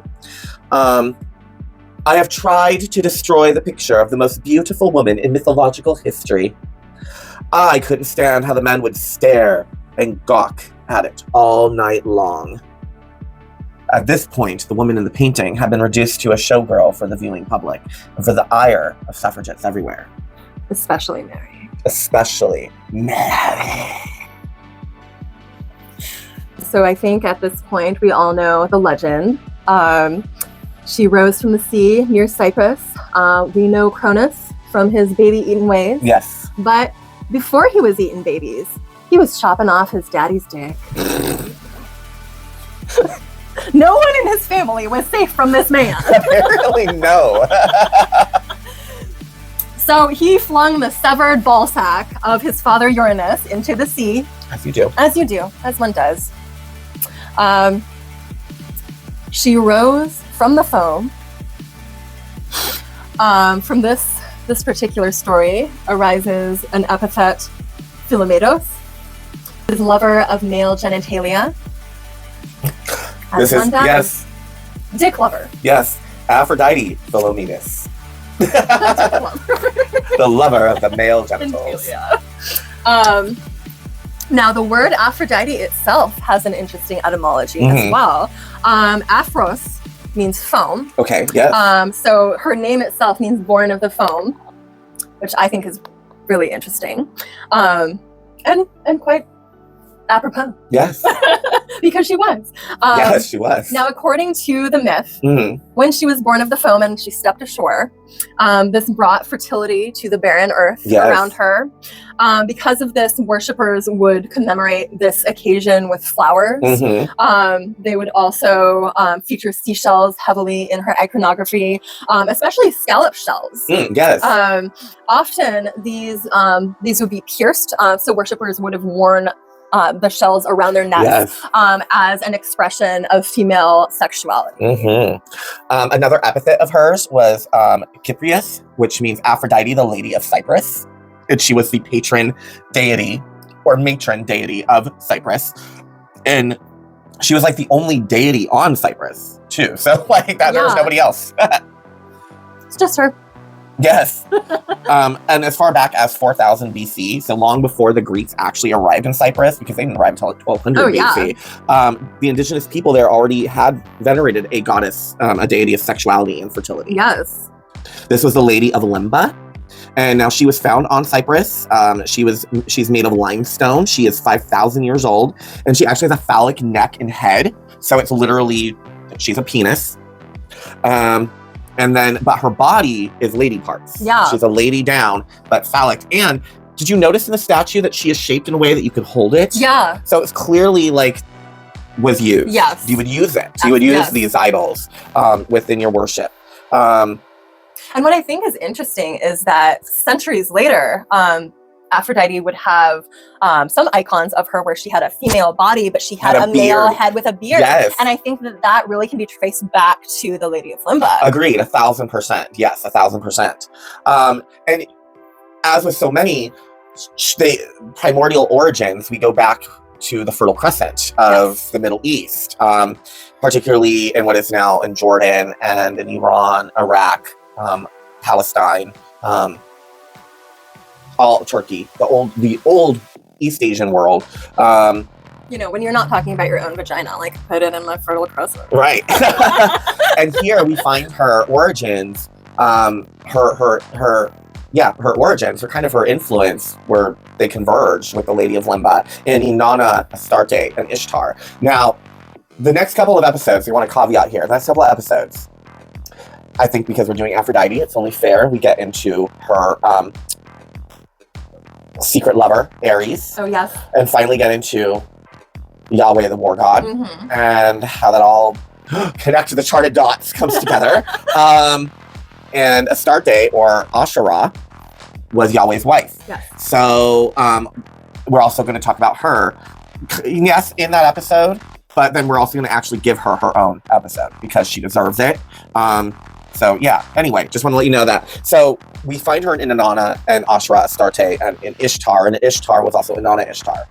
Fun caveat on that as well is the correlation between Inanna and Ishtar to Isis. Yes. And then but also from Inanna, Ishtar, and Isis to HEKA-TEA. Yeah. And so there are some epithets and even invocations to, which Evan will show us in a bit, down to Aphrodite, that are also epithets and invocations to HEKA-TEA, because Aphrodite and HEKA-TEA also share this connection through Inanna, Ishtar, Isis, Asherah. So it's very interesting. Yeah.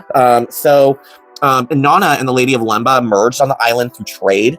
They merged on Cyprus through trade and became the bird girl with the earrings, who you can see she has a seductive female figure, but then clearly is a terrifying like hawk falcon creature. And the Greeks first arrived on the island in the 12th century BC. Which Cyprus being across from Anatolia and Turkey, where we find all the cities and temples to HEKA-TEA, and then Jordan, which back then was Phoenicia, and Crete. So Cyprus, just alone, this little island, became an exchange of cultures and ideas. Oh yes. Now, in one legend, Ishtar had a mortal lover. His name was Dumuzi. Oh yes. And he was a shepherd. Now, they were deeply, deeply in love with each other, and he died. She was very, very distraught, and she was given permission to bring him back to life for 3 months of the year. This was obviously an allegory for the cycle of life. There are parallels in that legend to a tale told of Aphrodite in Greek mythology. And that was, she was very enamored of also a mortal shepherd boy named Adonis. Whose name, of course, has become synonymous with a hot dude. Yes. A chiseled, male beautiful, perfection. Yes. We all have all our personal Adonises. Exactly. Every Adonis is unique to every individual. Exactly. But in the legend, this was a love that she very much was consumed by. However, he did not reciprocate. No. He was like, not girl. Not girl. However, he had an accident where he was gored by a wild boar. Yes. Now, of course, she ran to him. She was like tearing through the brambles to get to him. She was getting scratched by branches and twigs, and as she was getting scratched, her blood came down And as it touched the roses, that's what turned the roses red. So she gets to him. She's like freaking out, crying and screaming, beating on his chest, beating on her chest. Like it's basically,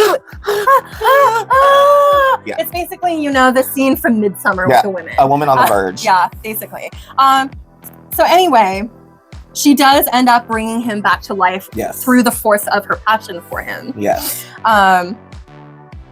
Now, there was a festival on Cyprus honoring this, where women would make a wooden image of Adonis that would be on a plank that would be erected. He would be decorated in flowers, symbolizing the roses that were turned red from Aphrodite's blood as she was getting to him. So that would happen in the spring every year. That was called the Adonia. Yes. Now, of course, when Christianization happened, they kind of took those themes of resurrection and new life and translated them to their Easter rituals. Excuse me.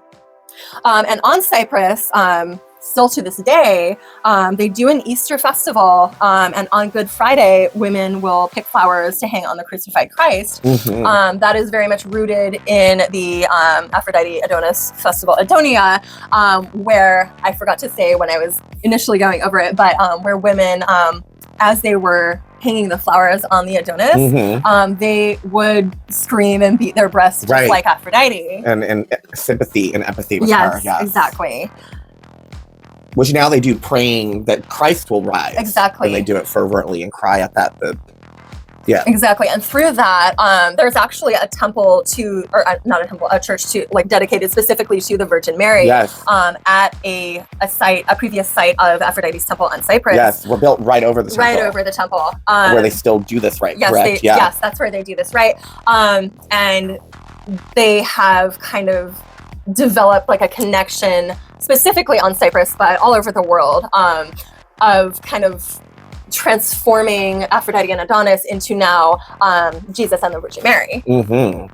Yeah, and Aphrodite was the goddess of the city of Paphos, and uniquely to her, and I say uniquely because this wasn't common, but not common at all. No. Even HEKA-TEA, like everyone, but uniquely to her, blood sacrifice was forbidden to her.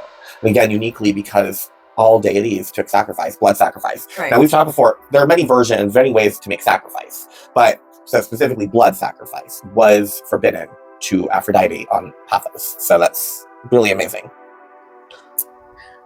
This is kind of something interesting, but there is a scene in American Horror Story Coven where Fiona is trying to like evade being held accountable for some shit that she did. Yes. And she makes a reference to she's going to run away and go to the island of Paphos. Yes. And I didn't even make the connection back in 2013 when I was watching it, but in researching for this episode, I was like, oh my gosh, if Fiona was an Aphrodisian, that would make so much sense on so many levels throughout the show. Right. You know? Or she wasn't, and she was like, that was her worst nightmare. Right.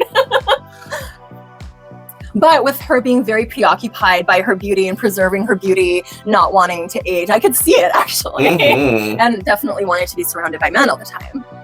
Yes. Anyway. Aphrodite is, to be clear, I think, there's such a warped idea of her, but Aphrodite at her core was unpredictable, sexual, seductive, and very, very selfish and destructive, and vain and destructive. Oh, yeah. In one legend of King Cinyras, he was a priest and a king, and his daughter, Myrrha, aka Smyrna, had indirectly offended Aphrodite through her mother. Now, the mother was going around claiming that her daughter was more beautiful than Aphrodite. Right. Yes. So, of course, Aphrodite got fucking pissed. Because she wanted to be the fairest in the land.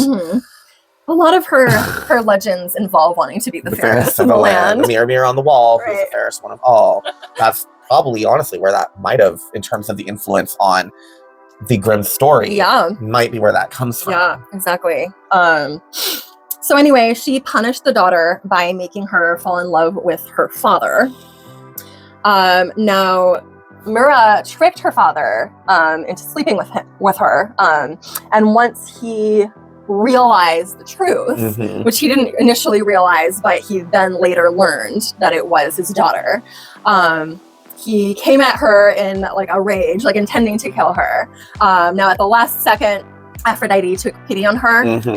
and saved her from being murdered, but through turning her into a tree.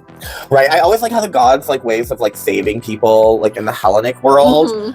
was to turn them into like things that are not helpful. Right. Like, I'm gonna turn you into a tree. Yay! Yay. Like, You now know- you can't do anything. You can't go anywhere. You're stuck. Right. I'm gonna turn you into a fucking cloud. But you A didn't. bird. But you didn't get murdered by your father. Right. Yay! But now you're forever a fucking tree. Right. Like, mean.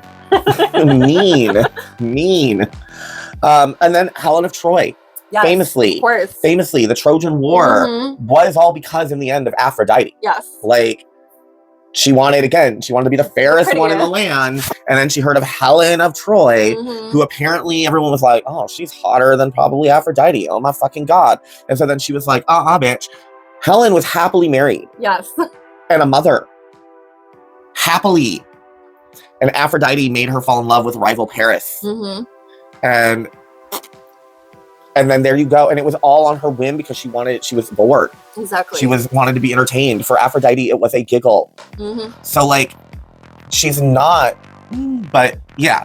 And let's not forget the events that led up to that, Right. which was that there was a wedding feast that all of the gods were invited to. Eris was not invited because no one wanted to fucking hang out with her. Right. So, of course, in typical Maleficent style, she shows up with this golden apple and she's like inscribed it with "to the fairest" and kind of just left it on the table. Now all three, Athena, Hera, and Aphrodite, reach for it. And they can't decide who it should go to. Right. So, enlisted to help was Paris, who was supposed to be a neutral third party. Mhm. Now, of course, Aphrodite they each offered him a certain thing to cast his vote in their favor. Aphrodite offered him the love of Helen, Yes. and that kicked off the Trojan War. Yes, because then she had to go make the girl love him. Yes. Tear her away from her fucking family Mm-hmm. and her life and cause all this mayhem and destruction. Because she couldn't not be the wanted prettiest. to get a golden apple. Which was like cursed anyway Right. for the winner. Like, no, you should not want to have won that. Like, girl, you should have folded your arms and been like, Athena, Hera, girls, go at it. Niece, fucking sister-in-law, go at it. And also regular sister. Go at it. Like, you shouldn't have wanted to win that apple anyways. Like, But she did. She did. She was actually the matron goddess of Sappho, Yes. the lesbian poet of whom we get the term sapphic. And lesbian. Yes, because she lived on the island of Lesbos. Lesbos and had a school and ladies' temple there, which was dedicated to her matron goddess, Aphrodite. Mhm. And Sappho famously was the first person to describe love as bittersweet, though she described it as sweet then bitter, but it is actually where that term comes from, is Yes. sweet then bitter became bittersweet. Oh, and one of my favorite stories about Sappho Mhm. is that she once claimed that she had a husband and she wasn't gay. However, his name, I'm blanking on what his name was that she had given, but his name basically translated into Big Dick All Cocks.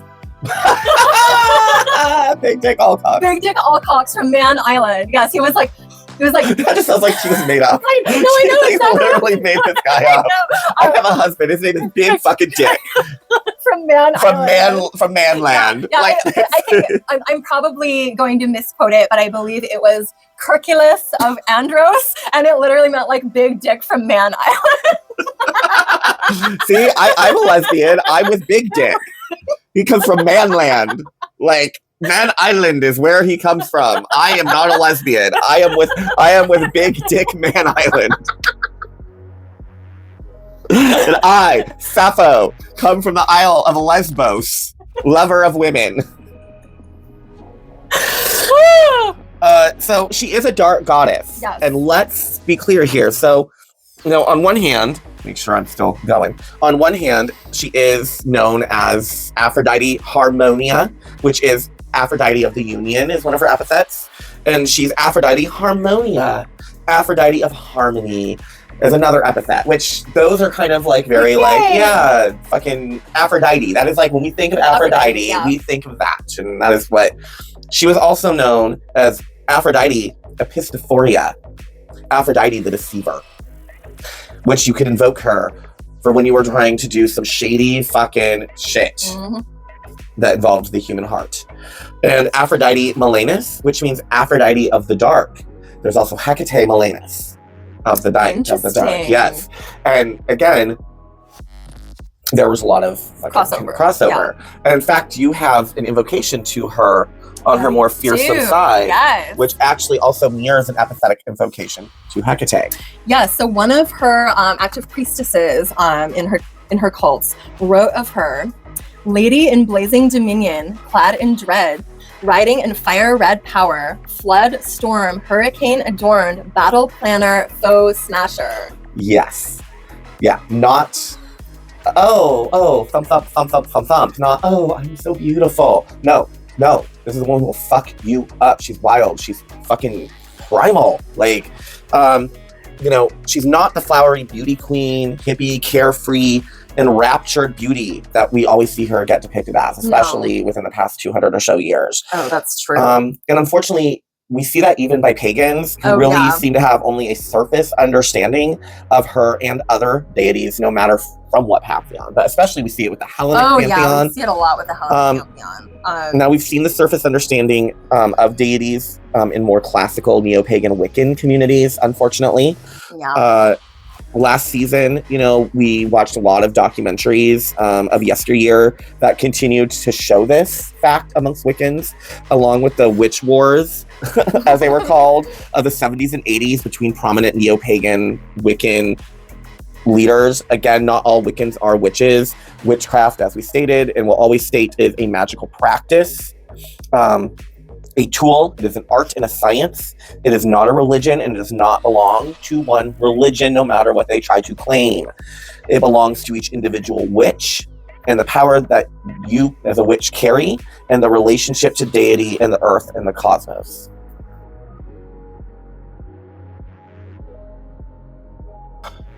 Quick shout out before we continue on, because I meant to do it earlier. Shout out to one of my favorite fucking drag queens of Drag Race and all just shit, fucking Mo Hart. She doesn't go by Mo Hart anymore. She goes by Hart, but Mo Hart, fucking love you.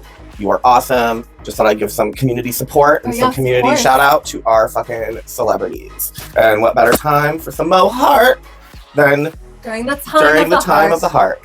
Please continue. Oh, yes. So the Greek school of thought in terms of religion saw the universe as the push and pull of multiple different forces, both good and bad within the universe, each of these embodied by a god or goddess. So if you ever see any witch telling you that there is a certain deity that does not have nuance, bullshit. Right. Anyways, so in the case of Aphrodite herself, she represented the double-edged sword of humans' desire for each other that could be very, very wonderful and beautiful and light, but could also be very dark and a force to fear. Yes, absolutely.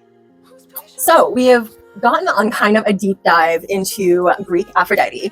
However, and early before Greek Aphrodite. Yes, and pre-Greek Aphrodite. But going up into her time in Greece, we of course are going to delve into Roman Venus as well. And it's important to keep in mind really quick, by this point when we get to Rome, in Greece, Aphrodite was a pinup girl. Yeah. But the Romans take care of all that. Exactly. Now, actually, one story that kind of illustrates where this change came from was the Aphrodite of Knidos, which was a sculpture done by Praxiteles of Athens in the 4th century BC. She was the first fully nude Aphrodite sculpture. This started a craze for Aphrodite iconography, showing seductive nudity, which was not the case prior to this. This did kind of strip her of her aspects to focus on her physical beauty. Now, after this statue was created, there was a young man who broke into the sanctuary where the statue was located and copulated with it, permanently staining her marble thigh. Now, this was an act of... Yeah, marble doesn't like jism. No. This was an act of extreme disrespect and desecration, especially at a time when mortal Greek women were being extremely disrespected and ground down. They were unable to leave the home during daylight hours. They had to be fully covered when they went out at night. They were fed rations after the men had the first meal. Yep. It was just a different time. Yeah. So it was really this act that kind of led to the pinupization of Aphrodite. Because so many people then whispered, especially once that story broke out, when the news, when he was arrested, and then it was published in their version of a newspaper, and everyone heard what the fuck happened. Then of course it quickly spread. Well, then anyone who had one of these icons of Aphrodite was fucking it. Right. And so that once you do that, like, it tarnishes, like, then you become the village bicycle. Yeah. Which is kind of what happened to her in Greece by the time the Romans enter the scene and encounter her. Yes. Now it's also important to mention that at this time, Venus in Rome already existed independently of Aphrodite. And she also governed desire and fertility in Rome. However, with the merging of Greek and Roman societies, by the end of the 3rd century BC, Venus and Aphrodite had merged into one. Now, of course, Venus was a key figure for Romans. She was the mother of Aeneas, who was a Trojan hero and the founding father of Rome. Highborn Romans could trace their lineage to Venus through Aphrodite, and so she was very much considered to be the mother of Rome. Julius Caesar heavily publicized the fact that Romans were descended from Venus. He had a coin minted with Venus on one side and then his family name on the other, with a depiction of Venus carrying his father Anchises to escape from Troy. In his first year of rule, he built a temple to Venus Genetrix. That epithet means ancestor or mother. He was the first Roman to give Venus a militaristic iconography as the mother of Rome. She is dressed in armor on Roman coins, as well as on a ring that Caesar always wore. In Rome, through this, she returned to kind of more the way that she was in pre-Greek times, like as Inanna Ishtar. And as the Lady of Lemba. Yes. And what's really interesting about that is that you know, as we talked about in one of our previous episodes, when we talked about the Saturnalia and the structure of Rome and how they operated. Again, like I said, everything was literally militaristic. You have to understand that this further notes and what our Mars, Aries, Yahweh episode is also going to explain again and reiterate, which everything was militarial. Everything was martial in Rome. How they worshipped, the order, who came first. You didn't stray because everything was about martial law. An order. And people are like, martial law, the president declared martial law. The original idea of martial law was just that everything operated in a militaristic structure with a militaristic environment. So that is how everything operated in Rome, was under a martial law. So how you worship, the order, the festivals you celebrated, who you honored at those times, they were all raised in a martial world. So every Roman followed the same militaristic pattern. It was in the 1st century BC, Cleopatra, as we know as the Queen of Egypt, she was at this time actually living in Rome with Julius Caesar as his lover. Now, back in Egypt, she was, and through with other people, she was already associated with Isis, Queen of Heaven. But in Rome, they identified her with Aphrodite Venus. So a statue of her as such was actually erected in that Temple of Venus in Genetrix. And after the assassination of Julius Caesar, her lover, Mark Antony, gave to Cleopatra the island of Cyprus as a love token, because what so better to give the living embodiment Aphrodite Venus than the island of Aphrodite Venus's home and birth. So, but she greatly exploited this connection and purposely dressed as her. So again, she very much fashioned herself to appear as Aphrodite on Earth.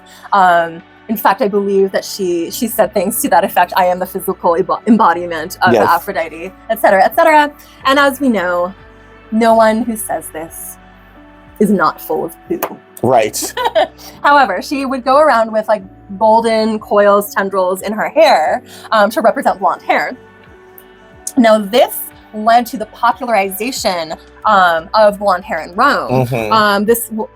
It led to a situation where blonde hair became the standard of beauty, of Roman beauty.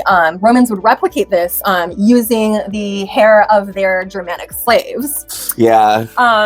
Now, also, this led to some depictions of Juno as being blonde, although in more commonly, she was depicted as brunette. But around this time, with the shift and the popularization of blonde hair, she dyed her hair. Yeah, there would be more iconography of her as well, having that height of fashion Roman blonde hair. And that's where we get blonde depictions of Juno. That is really cool. Yeah. That's really interesting. And in the time of Augustus Caesar, just to be clear, after, Julius was killed, this was now would have been in 100 BC, the first century BC. He could not stand Venus. Could not. He was much more of a pious person, I guess you could say. And though in public he venerated her, he actually said that that she was everything that he despised about Rome and Romans. He was one who he encouraged modesty and for people to live humbly and within their means and to pull back from the excess and pleasures that Rome had become known for. And by the time Christianity took hold in the 3rd century, first by the conversion of Constantine on the battlefield, by seeing a blazing cross in the sky. Right. That was actually Mars Aries, and we'll get into that. Because call, scan, a con, and MLM. But once he saw that, Constantine legitimized Christianity, and then the Emperor Theodosius the Great, who was the one who made Christianity in the 4th century as the one and only state official religion of the Roman Empire. He also then outlawed heathenry in the 4th century, banning any songs, any music, worship, sacrifice, prayers, etc., to any pagan gods. And by that point is when the last remaining temples and cults of Aphrodite were eradicated. Yes. Now, of course, in the Renaissance, Greek and Roman mythology saw kind of a renaissance of its own through art.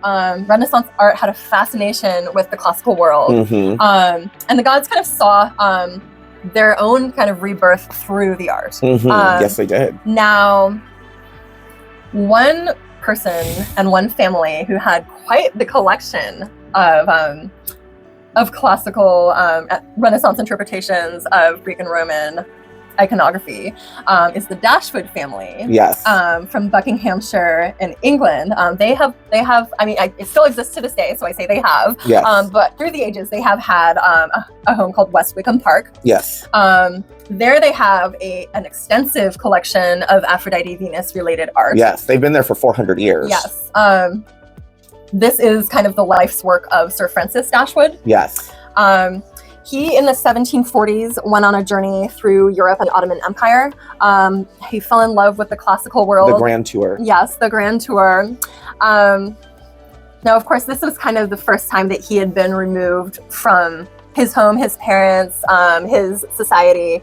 And of course, this led to him associating the lands that he encountered with sexual freedom beyond the bounds of the polite society that he knew. He at first depicted himself in portraits as a monk, but instead of worshiping God or Jesus or the Virgin Mary, he was worshiping Venus in the portraits. He then went on to form a monastic fraternity who dressed as monks, but held pagan-inspired orgies. This, of course, was the infamous Hellfire Club. Yes, one of many chapters throughout the UK and Ireland. Yes, so they would meet on Wednesdays and Saturdays during their parliamentary recesses. Yes. As most of them were MPs. Yes. Their motto was "Fais ce que voudras," which means "do whatever you want." Yeah. So it was very much about hedonism, pleasure, fucking. Now, Dashwood erected his own Temple of Venus, yes, whose entrance is oval to represent that pussy. Yes. yes, meow. Meow. And as so many, and the problem is here is you could be like, well, at least like he's building a temple, like they're venerating her and other deities. This is awesome.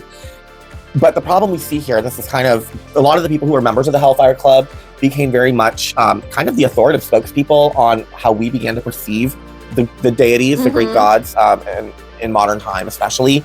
And many of the boys of his age at the time who were going on these grand tours were also coming into their sexual themselves at the same time as the exploration of this world. And so they began to associate the classical world and the pagan world and the deific world of the Greco-Roman pantheon as more of a playground of sexual freedom and fertility rights, because you're young, you're horny, right? You're focusing on, it's like you're looking up sex in the dictionary, right? You know what I mean? Like, it's that same kind of like, you hyper focus on that shit and then you're developing all at the same time.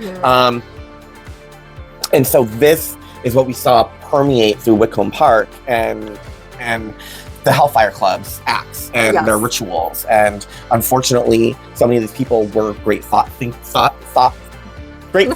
can't thought thinkers. So yeah, the problem ends up being that their image they gave of the pagan world, especially of the neoclassical Greco-Roman world, was that it was more hedonistic and orgiastic and fertility driven than the reality actually was, especially of Greece and Rome, especially what we know about all their laws of modesty and the restrictions on women, etc. It was very sensationalistic. Yeah, and it really, I think, has influenced how we perceive them, how we learn about them. I think, I don't know how prevalent today, but definitely back in the day, a lot of the covens and stuff definitely leaned more into that aspect. Yeah, I think that's definitely true. Years that followed this, that trend kind of increased, and with Venus and Aphrodite specifically, the portrayals became more lascivious. Kind of stemming at first from Botticelli's Venus painting. From there, artists were challenged to produce more sexually evocative imagery when it came to art depicting Venus-Aphrodite. Right. Models for most of the nude Venus paintings in that area were prostitutes. And this led to the line between the models and the way that Venus was being interpreted and viewed in society to become very blurred. The imagery became increasingly salacious as the years went on. So Venus was building a new place in culture. However, once again, it was focused on one aspect versus venerating all of her different facets. And so that's where we get to the point where you can really see what was going on in Mary Richardson's mind when she went and hacked up the portrait. Oh, absolutely. Absolutely. And it's great how that all kind of comes full circle, you know? Exactly. And a complex story and journey for a very complex woman and goddess. And I think that, I hope that by us talking about this and, really going in on her and explaining a lot of this fun stuff about her, that it deepens your own knowledge and understanding in choosing to work with Aphrodite, Venus, or any other deity. They are so much more than so often how they get whittled down to. Exactly. And depending on who is in prominence and gets the chance to create the narrative, or in the case of the Hellfire Club boys of Georgian England, rewrite the history, whittle it down, dilute it, or sensationalize it into something that it really wasn't, and still permeates in the minds of so many to this day. I mean, look at the Christians and how they talk about us and the things that they say about us and what we're into and do and what they talk about in terms of pagans. And it's all from this very sensationalized ideas of the pagan world, which were so often created by writers, by poets, by painters, by philosophers and hedonists, dilettantes. Yes. I mean, as two witches who work with multiple deities who, by pop culture understanding of them, can be very polarizing figures, shall we say. And one-dimensional. One-dimensional, yes, absolutely. I think this is something that we talk about in frustration quite a lot, both on the show and amongst ourselves. Yes. That these deities are so much more, so much bigger than this one aspect of them. Well, and it's like with HEKA-TEA, which drives me insane that unfortunately especially prevalent in the Wiccan community, see her as the crone figure. There is no crone.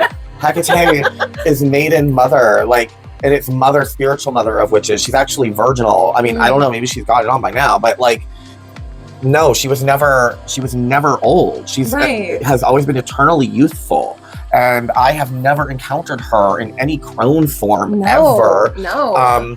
When I later discovered in my at like the age of 14 or whatever, when I started really learning about the wider Wiccan world, I taught because in my middle school, me and my best friends were like the only witches. Yeah. So it wasn't until I got to high school that you meet other kids from other middle schools and you find other witches.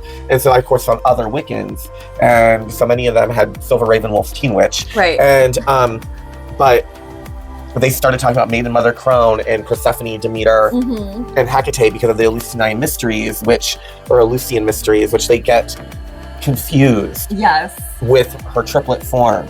But it has nothing, her triple form has nothing to do with Maiden Mother Crone. No. Like, HEKA-TEA is not a crone.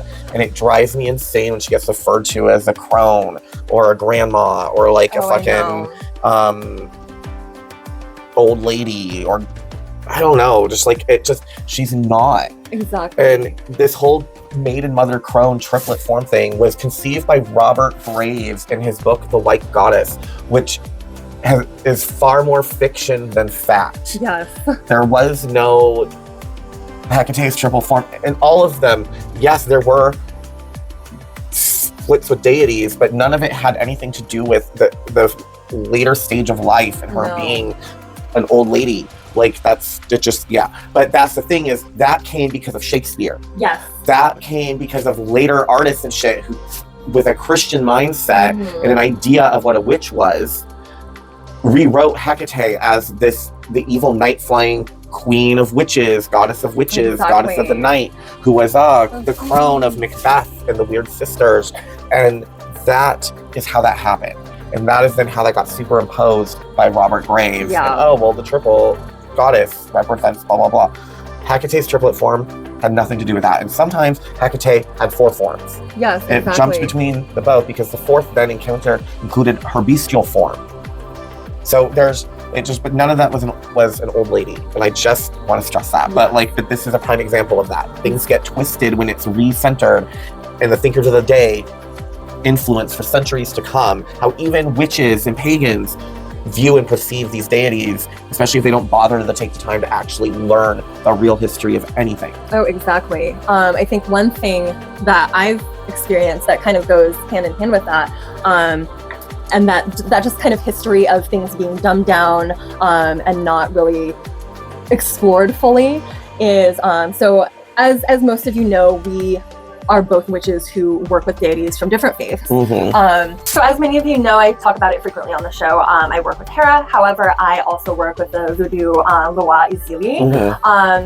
Now, Izili often gets not really conflated, but associated with Aphrodite and Venus, purely because she is a deity of love. Now, specifically, which paths of Izili do you specifically work with, or aspects? So I specifically work with both Izili Dantor and Izili Freda. The Izilis in voodoo are definitely a family of spirits who can be a little jealous. And Freda and Dantor are seen as sisters, rather than, like in Hellenic faiths, you'll have like different aspects and epithets, but it's all the same deity. Like Alegua, Eshu, this is not Papa Legba are cousins. Yeah, exactly. This is not obviously the same belief system. Right. So Dantor and Freda are sisters. Yes. Or I guess half sisters if you want to get really technical, but let's just say sisters for the sake of this segment right now. So I work with both of them, as most practitioners do. Usually if one calls upon you, the other one will as well, because if you were to work with one and not the other would probably smite you. Right. Anyway, so Izili in all of her forms often will get associated with Aphrodite, because they are both deities of love. However, if you break it down to even something as simple as each deity's sacred day, you'll see that is really not anything to do with the truth. Right. For instance, Aphrodite's sacred day is Friday, as is Freya's in Norse mythology. Yes. However, Dantor's day is Tuesday, while Freda's day is Thursday. Now, I find this very interesting because hopping over to the Hellenic side, Hera's day is Tuesday as well. But Zeus's day is Thursday. Mm-hmm. And so like, even though the two faiths really don't have anything to do with each other exactly, you can definitely see the energy of each deity aligning with each other. Like those who share days in common. Because I would definitely say that although the two faiths are not connected in any way. No. Very clear. There's we're not doing there's a synchronicity. We're not saying that at all. However, I will say that working with each of them, there is something energetically about Dantor that feels more Herian, while there is something energetically about Freda that is a little more Zeusian. Well, and I'll say, I think it's more to do with the day and the general energy. Like, I'm born on a Wednesday. Exactly. You were born on a Wednesday. I was. I will say any person I have met that reminds me of Wednesday Adams. It has that same vibe. Exactly. Usually I'll end up being like, oh, when were you born? Like, oh, I was born on a Wednesday. Right. Like, so I just think that, and I've encountered a lot of people who are, if they know when they were born, like people who were born on a Tuesday, they all kind of seem to behave the same and have the same energy. Attributes, so I think that's in a deific way, I think is what you're meaning, is that there's still something like that, even in the deific way. They have parallels, they have similarities, obviously. Because that day's energy is just that energy. Exactly. Like they've got like their parallels and similarities to each other, despite the fact that the faiths themselves do not connect in any way. And have nothing to do with each other, But with the fact that Aphrodite has a completely other day, whereas Izili does share a sacred day with a Hellenic deity, and it's not Aphrodite. Right. I think that a lot of people, they will look to those like dominions that deities have and say, oh, every love deity is the same. Yes. Oh, every storm deity is the same. Right. No, they're not. No. They're not the same. Some only specifically handle winds from a certain direction. Exactly. Or water from waves from a certain direction, currents from a certain, not every water deity is a water, not every river deity is a river deity. It's the same. Exactly. Because it depends on some deities, it's only a river that flows one direction. Right. Like it just. And that definitely is something that gets on my nerves. Oh, hold on. I'm not stupid. I know that rivers flow in one direction. What I mean is like it just a river of like one that goes this from right to left down the road versus one that goes horizontal. You know what I mean? That's what I mean. Right. Not that like that they're like that rivers go in. Yeah, they can just like reverse at any time the flow they're going. It's like, oh well, boop. Anyway, I guess like once I personally found out about these parallels with the days with deities from different faiths that I work with, I guess I just see that as one more thing that could be delved into further by a lot of people. I think it's fascinating. Yeah, and important. But that a lot of people don't really delve in more deeply than the surface understanding, and I think that's a big problem. Agreed. So there you go. Venus-Aphrodite, the goddess of love. All right. Next, we have Delicious Witch, which is all about self-love stuffed acorn squash.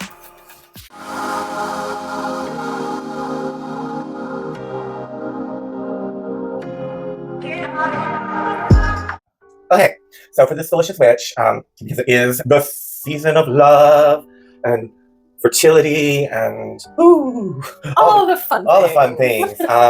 We are going to do a magical, delicious, savory dinner dish, perfect for any time of year, but definitely autumn, winter, first breath of spring time. And it's a love stuffed acorn squash. Now, yes, every single ingredient, including the squash, has a magical component, which I will get into as we're adding each one to the dish. And this is also vegan optional. We are going to use butter, and we're going to add ground lamb because, as you know, with Imbolg, the spring lamb, the fresh lamb, is sacred to Bridget and Clarendon, and so that's part of a factor. So I wanted to include that in this, but you can just leave meat out if you want. And instead of regular butter, use vegan butter, and instead of cream, regular cream, you can use an almond cream or a nut cream of some kind, cashew cream, nut creams, nut creams. So to get started on this delicious fucking dish, we'll just go over what you need really quick. You need about a quarter cup of dried cranberries, and like I said, I'll get into everything as adding it to the pot. It does call for a cup of cooked chestnuts. Now, if you can't find chestnuts, which believe me, I looked, I everywhere, could not find any, you can use pecans, hazelnuts, macadamia, and any real rich nut, cashews, anything rich, depth of flavor, kind of meaty. So what I have in here, because I want to kind of do a nut medley, is pecans and macadamia, as well as now this is going to call also you for some brown sugar on top, but if you want to omit the brown sugar, which I wanted to do, what I did was I found in the packaged produce section with the containers with the nuts that the grocery store themselves package. So if you're familiar with Tom Thumb or Safeway or QFC, Albertsons, those containers usually in the produce section. And they had butter toffee peanuts and toffee almonds. So I just added a quarter cup of those, and all that's chopped up. And then you want to cook the nuts on a medium heat so they get soft, but don't careful, you don't want to burn them. And then we have a teaspoon of sea salt, half a teaspoon of freshly ground black pepper. Well, a few teaspoons actually between everything. We have you're gonna have 2 teaspoons of fresh thyme, about a teaspoon and a half of fresh rosemary, and about a tablespoon of fresh basil. All of these again are sacred for this time of year. We have day-old cubed multigrain bread with the crust cut off, just cubed into little pieces like that. We have 2 cups of sliced celery leeks, just sliced up in shreds, which again you'll see up close when I'm putting it all in. 2 cups of diced celery, and 1.5 cups diced green apple. This is Granny Smith, plus half a cup of white wine. This is Sauvignon Blanc. Half a cup of vegetable stock, and then 4 cloves of minced garlic, which I'm cheating. We're gonna cheat and use some minced in the jar. I don't care. It tastes the same to me anyway. Exactly. So yeah, super excited. And are you excited to eat this? I am very excited. It has definitely those cozy vibes that we're all kind of looking for at the season, and also things that are very sacred to the time of year. Yes. So I think both spiritually and in my tummy, it will be wonderful. All right. So without further ado, we do have the acorn squash already done. All right. So first we're going to take our acorn squash. And again, acorn squash represents abundance, protection, and grounding, all things that we would definitely want to have. So we're just going to cut our acorn squash right down the middle. As you can see, there's going to be seeds, so we can just scoop those out and toast them later if we want. You're going to do 2 squash a person. As you can see, they're not very big and they will cook down. So however many people in your coven or your family, etc., that you are cooking for is how many squash per person you'd want to get. And then we're just going to go ahead and scoop out the seeds. So we'll go ahead and get out the seeds, just in a bowl is best. Unlike butternut squash, acorn squash is a lot easier to cut and scoop. I want to get all the fleshy gunk out.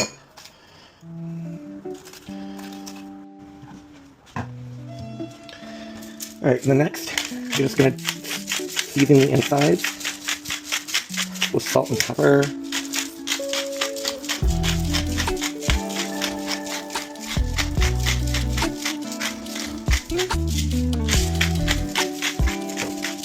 Sprinkle with the salt, then flip them over.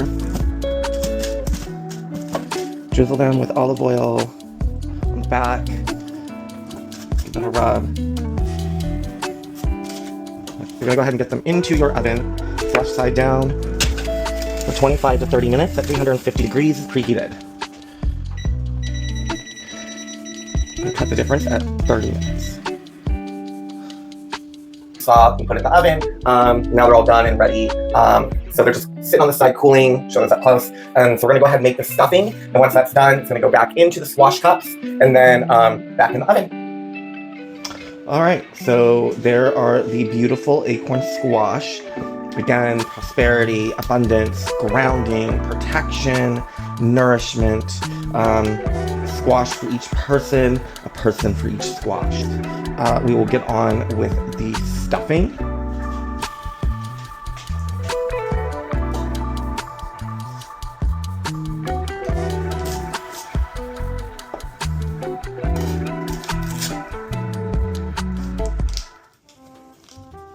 This involves 2 tablespoons butter.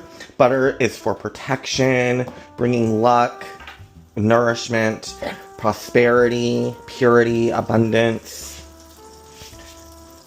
Then we're going to add 3 tablespoons of olive oil. You can use extra virgin. Hell, you can even use avocado oil, but olive oil, especially because it's magical properties, again, are abundance, prosperity, cleansing, protection. So just do like 3 round turns, good turns. This has like a sieve thing that is making it come out in very slow.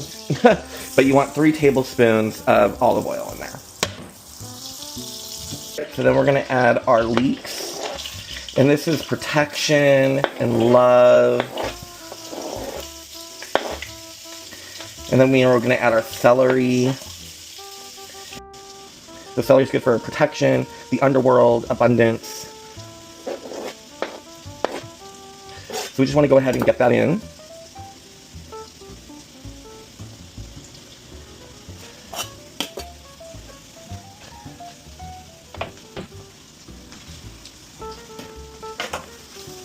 And stir it around until it gets softened. Get it coated in that butter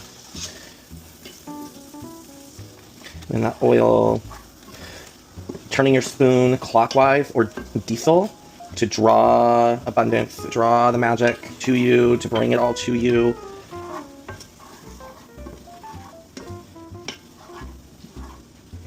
Of course, while you're chopping these, you want to make sure that you are telling the vegetables, you're telling the ingredients what to do, you're using your witchcraft and activating their powers. So you don't have to do this, but I like to add extra layers of seasoning. So at this point, I'm going to use this aglio olio seasoning blend from Trader Joe's, which is amazing. If you don't have that, the ingredients are super easy. It's just minced garlic, sea salt, parsley, red bell pepper, red chili pepper, and safflower oil. But I'm sure you can find an easier way of making an aglio olio blend online. So I'm just going to add this to the leeks and celery, just like about 2 or 3 teaspoons. Because I like to build depths and layers of flavor, as you all know. I really stress that. And the recipe from the book that I got this from, and then made some modifications to, is The Witch's Cookbook, 50 Wickedly Delicious Witchcraft-Inspired Recipes by Fortuna Noir, which, I don't know if that's even a real person. I couldn't find an author bio. But, yeah, so that's according to this recipe. Seasoning wasn't going to happen for a minute. So I decided that seasoning will happen now, because you need to build that flavor. Also, just make sure that you are constantly stirring it rather frequently. So that's a oxymoron or whatever, a double whatever. So I guess not constantly, but just stir frequently so you don't burn your leeks or anything. Next, we're going to add our half cup of white wine. Now, white wine is really good for purification, magic spell work that involves new beginnings. So that's a half cup white wine. We're just going to add that and cook it for 3 to 4 minutes. Just to cook out the alcohol and evaporate most of the wine. You don't want to evaporate all the wine, but you do want to evaporate most of it. Get it reduced to cook out the alcohol. Next, we're going to add our thyme. Just take them by the sprig, you guys have seen this, and pull it down. Thyme is good for purification, for protection, for courage, for vitality.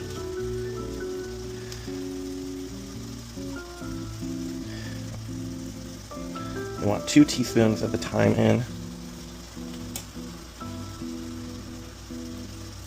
Try to not get the woody bits in there. Just pull it down.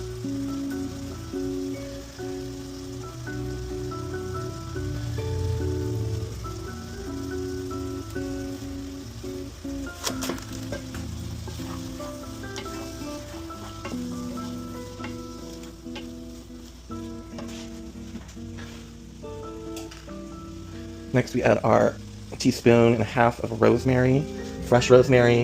Of course, rosemary is protection, love, healing, prosperity.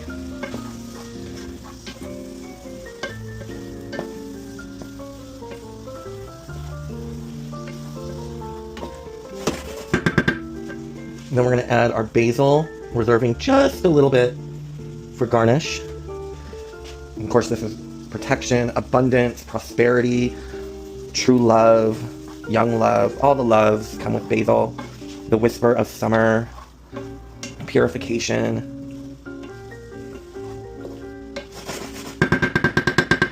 All right, now once the apples have softened, we want to remove it off the heat.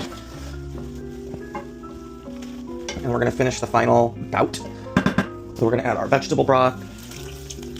That's half a cup. Give that a generous stir. So we've got the pecans in there, which are all about grounding and protection. We got peanuts in there, and those peanuts bring our abundance. Almonds are in there, and almonds, of course, are sacred to HEKA-TEA. Are also great for love. Next, half a teaspoon of fresh ground black pepper. Really do your pepper to taste. It really is to taste. Half the time when it says a couple teaspoons, it's just, yeah, has no flavor. So half a teaspoon of salt, using pink Himalaya sea salt. Just kind of a little palm, half a palm full. A little bit more for luck. Give that a stir.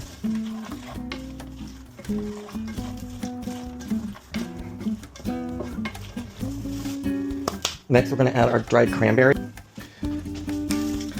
And cranberries are really good for sensuality, vibrancy, passion, love, joy, abundance. Again, as you can see, it's echoing all the magical properties of the other ingredients. And this is, of course, what you want when doing any type of kitchen witchery, doing any type of kitchen magic. Next, we're going to add our cream. And again, cream, butter, it's purity, it's cleansing, it's healing, it's fertility, it's birth and rebirth. And then, of course, as we know, bread, and the symbolism of bread, of love, abundance, of the home, hearth, of family, of healing, of nurturing. So we want to get all of that in with our ingredients and try not to get it on the floor. So get it all in there, carefully, get it all combined so the bread can start soaking up all of that deliciousness. Now, if you wanted to keep it vegan or vegetarian, this is where you would stop. So next, we're going to add our ground lamb. It's been seasoned with the aglio olio seasoning. So again, garlic or bell pepper, parsley, etc. We're going to go ahead and add that in.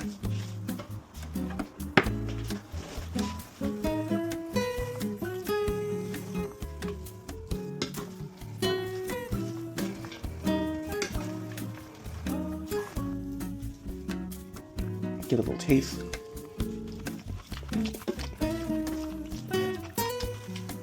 Okay, so at this point, I can use a lot more pepper and seasonings. So we're going to add more of the aglio olio. That was a weak recipe. Luckily, the thing about recipes is you can always modify them if it's not serving you. Get more black pepper in there.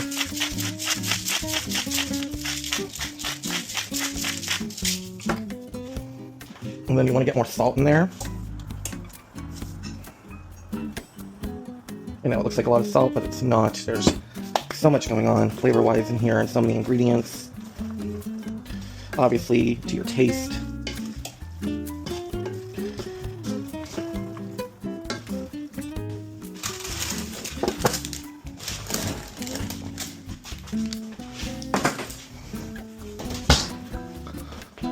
All right.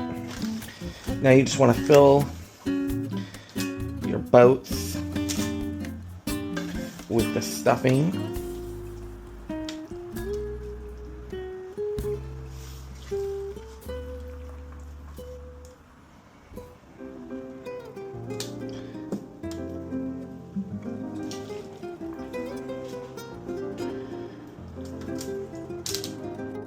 All right, got them filled. Now we're gonna add a little bit more of our aglio olio seasoning blend. Again, this is optional. You can also just use like an Italian seasoning blend, a pizza seasoning blend. Just you want to get a little extra oomph. Go ahead and add a little crushed red pepper flake, just to give it a little heat. A little more pepper.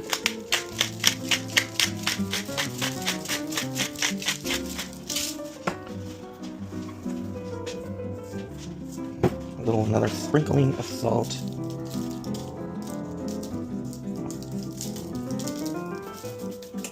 Right, and back into the oven at the 350 degrees for 10 minutes.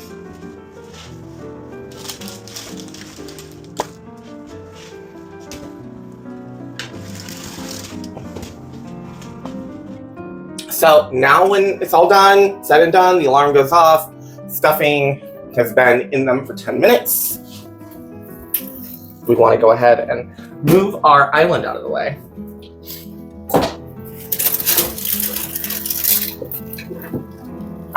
Oh, they look lovely. They do. So as you can see, they look super good and succulent, little gems of cranberry in there. I'm talking like a Nigella. Just looks really, really delicious. All right, so then we will transfer this hot pan of deliciousness over here. And then we're just gonna finish it. You can finish it however you want. We're just gonna finish it with the rest of that julienne fresh basil and a nice drizzle of balsamic vinegar, distilled balsamic vinegar, so it's nice and thick. Now we're just gonna go ahead and add the fresh basil, just sprinkle it on a little bit on each one. Make sure every single one gets some basil. Basil for all. This one I got a little shorter, so we'll just fix that right now. The last remaining bitters. Yes. Okay, beautiful. And then drizzle each with the balsamic glaze. I know how to do that. Beautimous. That's really, it looks very beautiful, doesn't it? It really does. I'm so excited to eat this. Oh, I know, me too. And for all the fucking love magic to come. Absolutely. Now, obviously, this is for self-love, but you can also give it to someone that you have an interest in. All right, so there you have it. Self-love, acorn, squash, stuffing. Again, it can also be for the admirations of an other, or another, or for someone you haven't even met yet. As we're filming this, I just this evening got asked out on a date by a lady. So I think maybe these will give me some wonderful first date vibes. Exactly. So however you choose to enjoy these love-infected acorn squash stuffed bakes, I don't know. I don't remember what that said the name was. However you want to enjoy these for Valentine's, Lupercalia, for Imbolg, however you want to celebrate.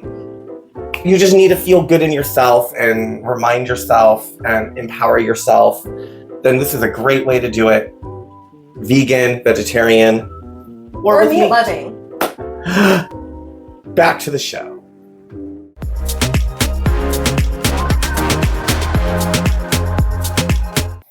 So it was really good. Definitely make it. It was so delicious. Oh, yeah, we ended up having it for dinner. The acorn squash, of course, peel, like when you get a fork into it, the flesh tears off shreds the same way as spaghetti squash does. Yes. So it was just really, really delicious, and it was really light. It was light. It was filling. It was good, but it wasn't heavy. So whether again you do it vegan, vegetarian, or do like what we did and add ground lamb or sausage or something else, yeah, it's really worth it, and it's so fucking good. Okay. Next we have SpellCraft, and of course it's love magic. It's love spells, blah blah blah. It's that time. Why would we not? And also keeping with the theme, it's all about Aphrodite. Now, this is a really simple spell. It's candle magic. It's going to involve a 7-day prayer candle. Now, you could either get something like this, which is one that's specifically for Aphrodite, and it has like all this like fun stuff in it. Little like hearts, jelly hearts, and sparkles, and clove, and just like all these delicious things are in there. Rose hips, I think maybe that's what that is. I don't know. And glitter. It's just been made with love, and then you've got the goddess right there. And yeah. So this actually comes from the invocation on here. The 7-day prayer candle. You want to do this on a Friday. If you are Wiccan, or you follow the lunar cycle of SpellCraft, then you would want to not only do it on a Friday, but you would also want to wait till a full moon on a Friday or a new moon on a Friday. But traditionally a full moon, but on a Friday, that is Aphrodite's day. And then you are going to light your 7-day prayer candle, anoint it, dress it. Like I said, you can do this and get like an Aphrodite specific prayer candle, or you can just get like a red 7-day prayer candle and do whatever the hell you want with it, or make one yourself, whatever you want to do. And then once you do that, you're going to light it, do however you do your thing, and you can tweak this to be general, but it is not general. I'm just gonna let you know right now, it is person specific. Again, love spells are love spells. It is what it is. If you are interested, grab your pen and paper, write it down. Mighty Aphrodite, open the heart of, say the person's name, so that I may enter it. Close it then, so that I may never come out of it. Bless us with the eternal bliss of love. Unite us forever, removing all physical, energetic, or mental barriers. Let us be happy to say your name and then say their name forever. Mighty Aphrodite, knot the bonds of our love so that no one and nothing can undo them. O goddess of love, venerable Aphrodite, in you I trust. In you I place my hopes, and to you I make this request. Amen. Blessed be, so mote it be, so be it, so shall it be. However you send and end and seal your spell, do it forward, do it well, send it forth and make it be. You've got the magic, so shall it be. So yeah. So you're going to say the prayer 5 times. And then you can either spend some time concentrating on it, however you want. You will want to do this if you're doing it on a Friday. Well, I mean, you have to do it on a Friday. But if you're doing it, when you do it on a Friday, you want to make sure you make it last for 7 days to the next Friday. So don't overburn your 7-day prayer candle. It's 7 days for a reason. So you're just going to repeat that 5 times. 5 is Aphrodite's sacred number. That is why you're going to say it 5 times. Once you have done that, make sure that once you are fulfilled, you give your thanks. You give proper libation, offerings, gifts, praise, thank you to Aphrodite. And then at that point, ask if there is anything else that she needs of you. And either she might be like, nah, girl, you're good, or nah, boy, you're good. Go, or however you would like to identify. I don't care, I'm gay, so you can be like, hey, girl. But, girl, you're good. Or she'll be like, yes, now you need to, like, just make a little shrine to me and light a candle on a Friday, just giving me thanks, and that's it. You don't got to do anything else. I don't require anything else of you. Or she might be like, in my service. So, and then at that point, it's up to you to negotiate the terms of that contract. But yeah, so there you go. Some love-themed spellcraft. Again, you can tweak that invocation and to omit specifics, but we don't judge. This is the no judging circle. All right. So once again, we return to the misty groves and foggy lanes and damp caverns of Greendale to join Sabrina Spellman and her aunts, the quibbling Zelda and Hilda Spellman, along with melancholic cousin Ambrose and adorable Salem, the little kitty cat from hell, and the rest of the Baxter High gang, Harvey and Roz and Susie and co, for the chilling adventures of Sabrina, an exorcism in Greendale. This was a fun episode. It was. Moved things forward. This really kind of centered on Susie's uncle Luke, who we left possessed the last episode. He's now pustule and foaming at the mouth and wearing long johns, stained in all the wrong places. And that's a lot of stains. Tied to a very exorcist fed. Yes, in a very exorcist fashion. Sabrina is determined to find a way to help, and in the meantime, Harvey and Roz and Susie are all being visited upon by the apparition of a possessed Luke, saying horrible things to them, drawing out their fears, their shame. And yeah, it was really interesting. Miss Wardwell has revealed that, well, she has revealed that she's a witch. She has not actually revealed that she's Lilith, mother of demons. Right. And yeah, it's all a thing. They end up helping, obviously, because that's what they do. Sabrina goes and astral projects to find out the demon's name. She does. First she gets like the runner ice cream spelled backwards. That was funny. That's hilarious. But they do eventually find out who the demon is, and it's the devouring worm. And they expel it. Unfortunately, Luke doesn't make it. This demon makes all the characters kind of confront their shit. Roz going blind, losing her vision.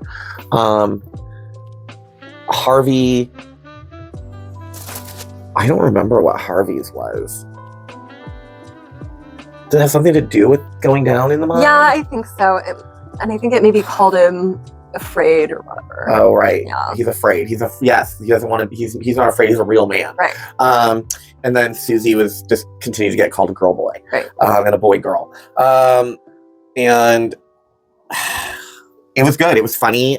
Zelda was hilariously epic as always, and strong as fuck and glamorous as fuck as always. Miss Warwell's delightful and deliciously, ridiculously naughty. I know. Saving grace of this. Her and Zelda are honestly the saving graces of that show. Oh, I know. Things I didn't like. So when she is talking to the demon and she's like, "Why the hell are you possessing Uncle Luke? Like, what the fuck did you do? Like, what did he do?" "Oh, it was because he invited me. He let me in, and he was sinful." "Oh, it was a sin. What was his sin?" And what do you mean? What was sin? And he's like, "He was a sodomite." Yeah. And the show is super pro-queer and like not Christian agenda at all, but I don't like that. No. Just like the whole, in the first episode, the getting the guys to make out with them and then to use the fear of being perceived as gay. Oh, yeah. Considered gay. Like, I just feel like there's subtle weaponization against male homosexuality in Sabrina. I agree, Like, it just actually, keeps happening and I'm very confused. Right. Like, but then to say that, like, it just like, oh, the sin of, he was a sodomite. He was, and I get they were like, oh, he's gay, and they're trying to relate it to the Susie trans arc. I get that. Like, I get why they're like, we'll make Luke gay. Like, but it's that they could have said like his guilt of not accepting it or whatever, what like his hang-ups about it made him weak, so he was able to be possessed. Right. Versus saying it was because he was gay. Yeah. So I didn't like that. But I think that was like maybe the only thing I didn't like. Yeah, I liked the exorcism scene itself. Yeah, it was good. Yeah, definitely a fun time. The show's good. I love Dr. Serbius. And I love his cafe. I wish that it existed, that we could go to. I mean, in New York, that shit's dime a dozen. In LA, there are places like, I mean, they exist. They're just not here. Not here. But yeah, there you have it. Definitely a fun, interesting time. We will continue to progress. The costuming is still delightful. I like that there's not really a set defined time. We're not seeing cell phones. Right. We're not seeing CDs, but yet it's not the 60s. Like, there's a whole, it's just very interesting. It's ambiguous. Yeah, which is great. So, loving it. We will continue on. Okay, next. We have a new segment, new segment plus kind of new series, offshoot series we're doing. Basically, we are going to be doing this new series where we spend the next kind of like season, we're following behind the scenes, checking out, learning, getting to know the Aquarian Tabernacle Church and the work that they do, the things that they do for the community, for paganism, for witchcraft, for Wicca, etc. And right now, they're in the process of getting ready for their big yearly event that they do, the Spring Mysteries, which is like a 4 or 5 day thing. And it is a recreation of the Eleusinian Mysteries. And it's the Demeter story, Persephone story. It's supposed to be very intense. And right now, the members of the ATC chapter here in Index, Washington, the mother church, the headquarters, they are all trained to be vessels to carry the deities and be amongst everyone at the festival. So we wanted to get a closer look at this, really document how an event like this comes together, the kind of work and training they have to go through, the vessels have to go through for this and what it means for them. And so we wanted to give you all that kind of look too. And one of the things that inspired it for me was I've seen a lot of discourse lately on Facebook in the witchcraft neo-pagan space about festival costs and gatekeeping, and I think this kind of idea of, because they can be expensive to attend for sure. Absolutely. But I will tell you, they can also be, even though costly, can be a lot cheaper than other types of conventions. Right. But a lot of people, I think that there's like, you know, all the guests and stuff, the speakers are all paid for, like everything most of the time these people are spending their own money to present, perform, speak, etc. at these events, and so much community gathering work and time and energy goes into this stuff. So we just thought that we would get it, since we have the opportunity, so graciously from Belladonna and Dusty Dion at the Aquarian Tabernacle Church. Thank you so much for your continued access with and work that you're doing with us to kind of give us a window into your church and what you guys do. So we just thought we would really kind of just show that. And so this is sort of a new segment on that. Don't really have a title for the segment officially yet, but I'm thinking of it, and I'm sure it'll flash on here. At this point, I will insert and have a title for the segment. But we hope that you enjoy it. The longer version, though, will be its own series on the channel. Yeah. So please do check that out. This is just kind of going to be a snapshot little segment, just like on any morning show, news show. Enjoy. Thank you. They are truths you carry, whispered since childhood. Since this is going to be recorded, do we need to say it over and over again? Do you want me to We do don't it? have to say it over and over again, but when you record it, how are you going to know how to inflect? You know? I'm happy to do it. I just want to make sure that Well, I wouldn't even be questioning it since your voice is a little shredded. Yes, and so it's a block. So Okay, let's keep it for today, though. yeah, and let's just start with Cora. Thank you. Mommy. Okay, I am going to be giving direction. I'm just letting you know, okay? Because when you did this last time, I think there's a lot of potential in this scene, especially with the dynamic between you two friends already. So I'm very excited. Okay.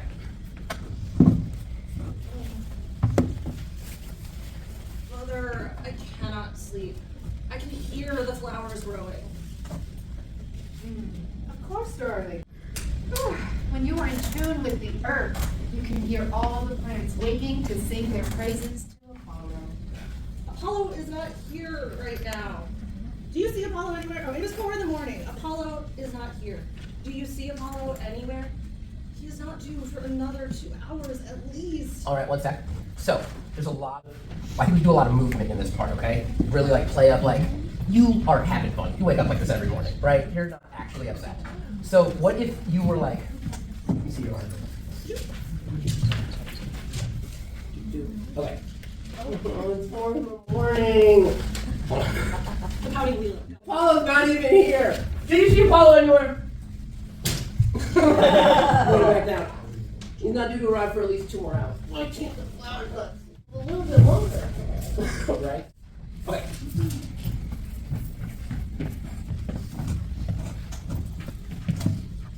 Also, I think that you should be checked out to her right here. Like, you're like, of course, darling. Huh? Because you're just in.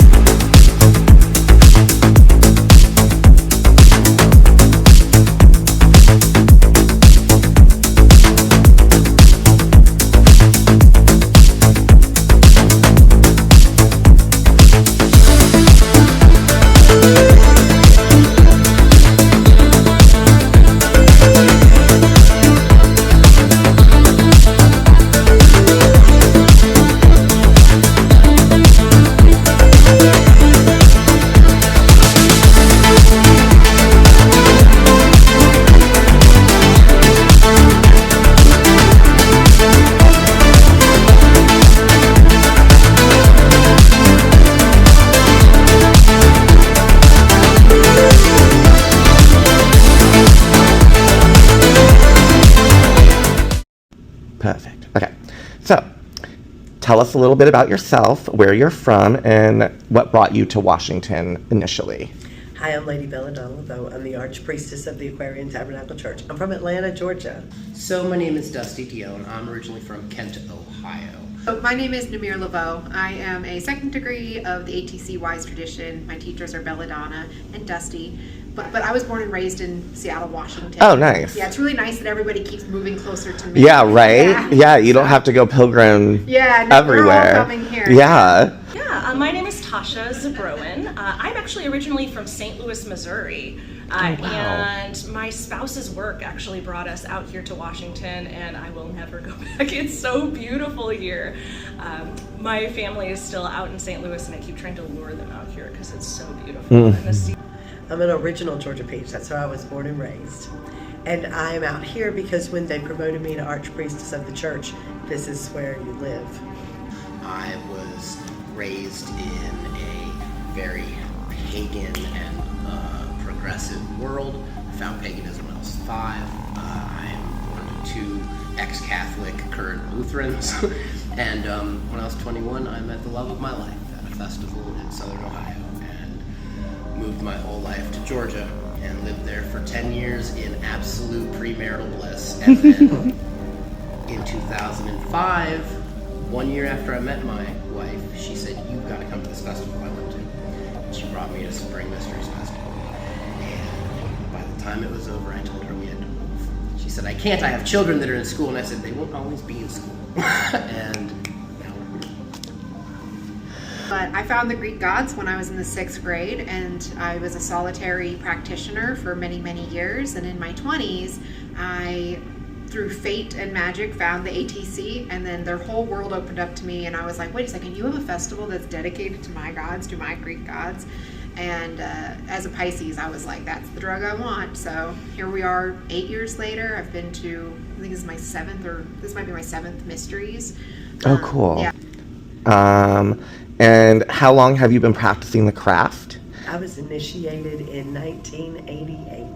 Wow. And where was that? Was that in Atlanta at the time? Dallas, Texas. That was in Dallas, Texas. What was the witchcraft, pagan, Wiccan, neo-pagan scene like then? Well, you had in to go Texas? to a store. Like, we didn't have the internet back Yeah. then. So the stores were community hubs. There were witches that had little witch stores. Yes. Find them. And a guy moved in to a store like right down the street from me, and I just happened to run into him. And well, actually, there's a whole story about it. I just wasn't prepared to tell it. Okay. I did a spell to meet a wizard. I didn't really do it. I read it in Jarena Derwich's Candlelight Spells. Yo, yes. You know that to meet a wizard spell? Yes.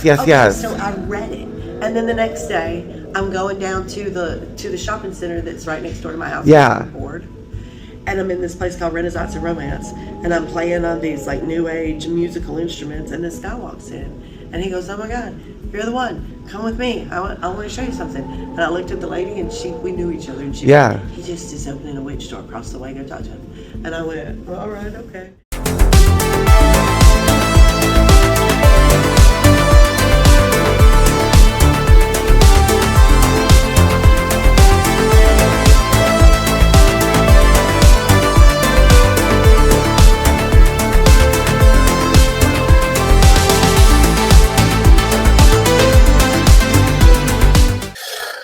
So that was always good to kind of get an introduction of, you know, the leaders behind it. And you see the kind of the fun and the passion and, you know, the work that they're putting into it. Oh, absolutely. So really looking forward to continuing to learn more. Yeah, and see what they do. Yeah. All right. Finally, we come to Witchy Media Review. And it is actually the documentary special from BBC called Venus Uncovered by classicist and historian Bettany Hughes. Now, we did a lot of reading on Aphrodite, and we also, of course, watched this. If Bettany Hughes has anything on anything that is of relevance, I will go to her for part of the research process, because she knows her fucking shit. Oh, she does. She takes you there and takes She's you back. so detailed as well. Yeah, and just the connecting the dots to present. And Oh yeah. so, but we just thought that we would actually just kind of, review. Obviously, clearly, you know our opinion. Like, Yeah. if you would like to learn about Venus, more about Aphrodite and her endurance, and kind of a refresher with imagery and everything of what we have talked about, plus so much more, definitely check this out. Like, all of her specials of series are just so well done, and they're exciting. They're not boring. Even the music makes things that's wonderfully scored, because it Oh yeah. makes moments exciting. That really, it's just her talking, like she's Right. or reading an excerpt from Sappho or something. Right. But when they put the music behind it, and maybe they'll clip with other stock image that they've got or whatever, it just comes together. And it feels more than just a classicist, historian, anthropologist, whatever, just reading something. Like, she and the people she talks to and the places that she has access to, it's just so fascinating and so detailed, and you get so much information for 52 minutes. Oh, we know. Like, and it's crazy because you're just like, You're in a like, short amount of time I learn all this fucking shit. And you're like, in these 50 minutes, my understanding of a certain topic has been transformed. Yeah. Yet it's like we've watched other documentaries that are around that same length. And you feel like they take forever. That it seems like there are things that have been cut out of the story for time's sake, and we still don't really have a solid understanding. And she really gives you the meat and potatoes. Yeah, and if you subscribe to BBC Select, if you have Prime, Amazon Prime and Video, and you subscribe to BBC Select, if not, it's only like $2.99 a month. It's not very expensive, but it's worth it. And I love it. Educational shit, it's my jam. So, and it's not just educational shit, it's BBC Select, so it's got like everything on there. Like, it's got all the stuff that the BBC does, and Channel 4 shit, so it's great.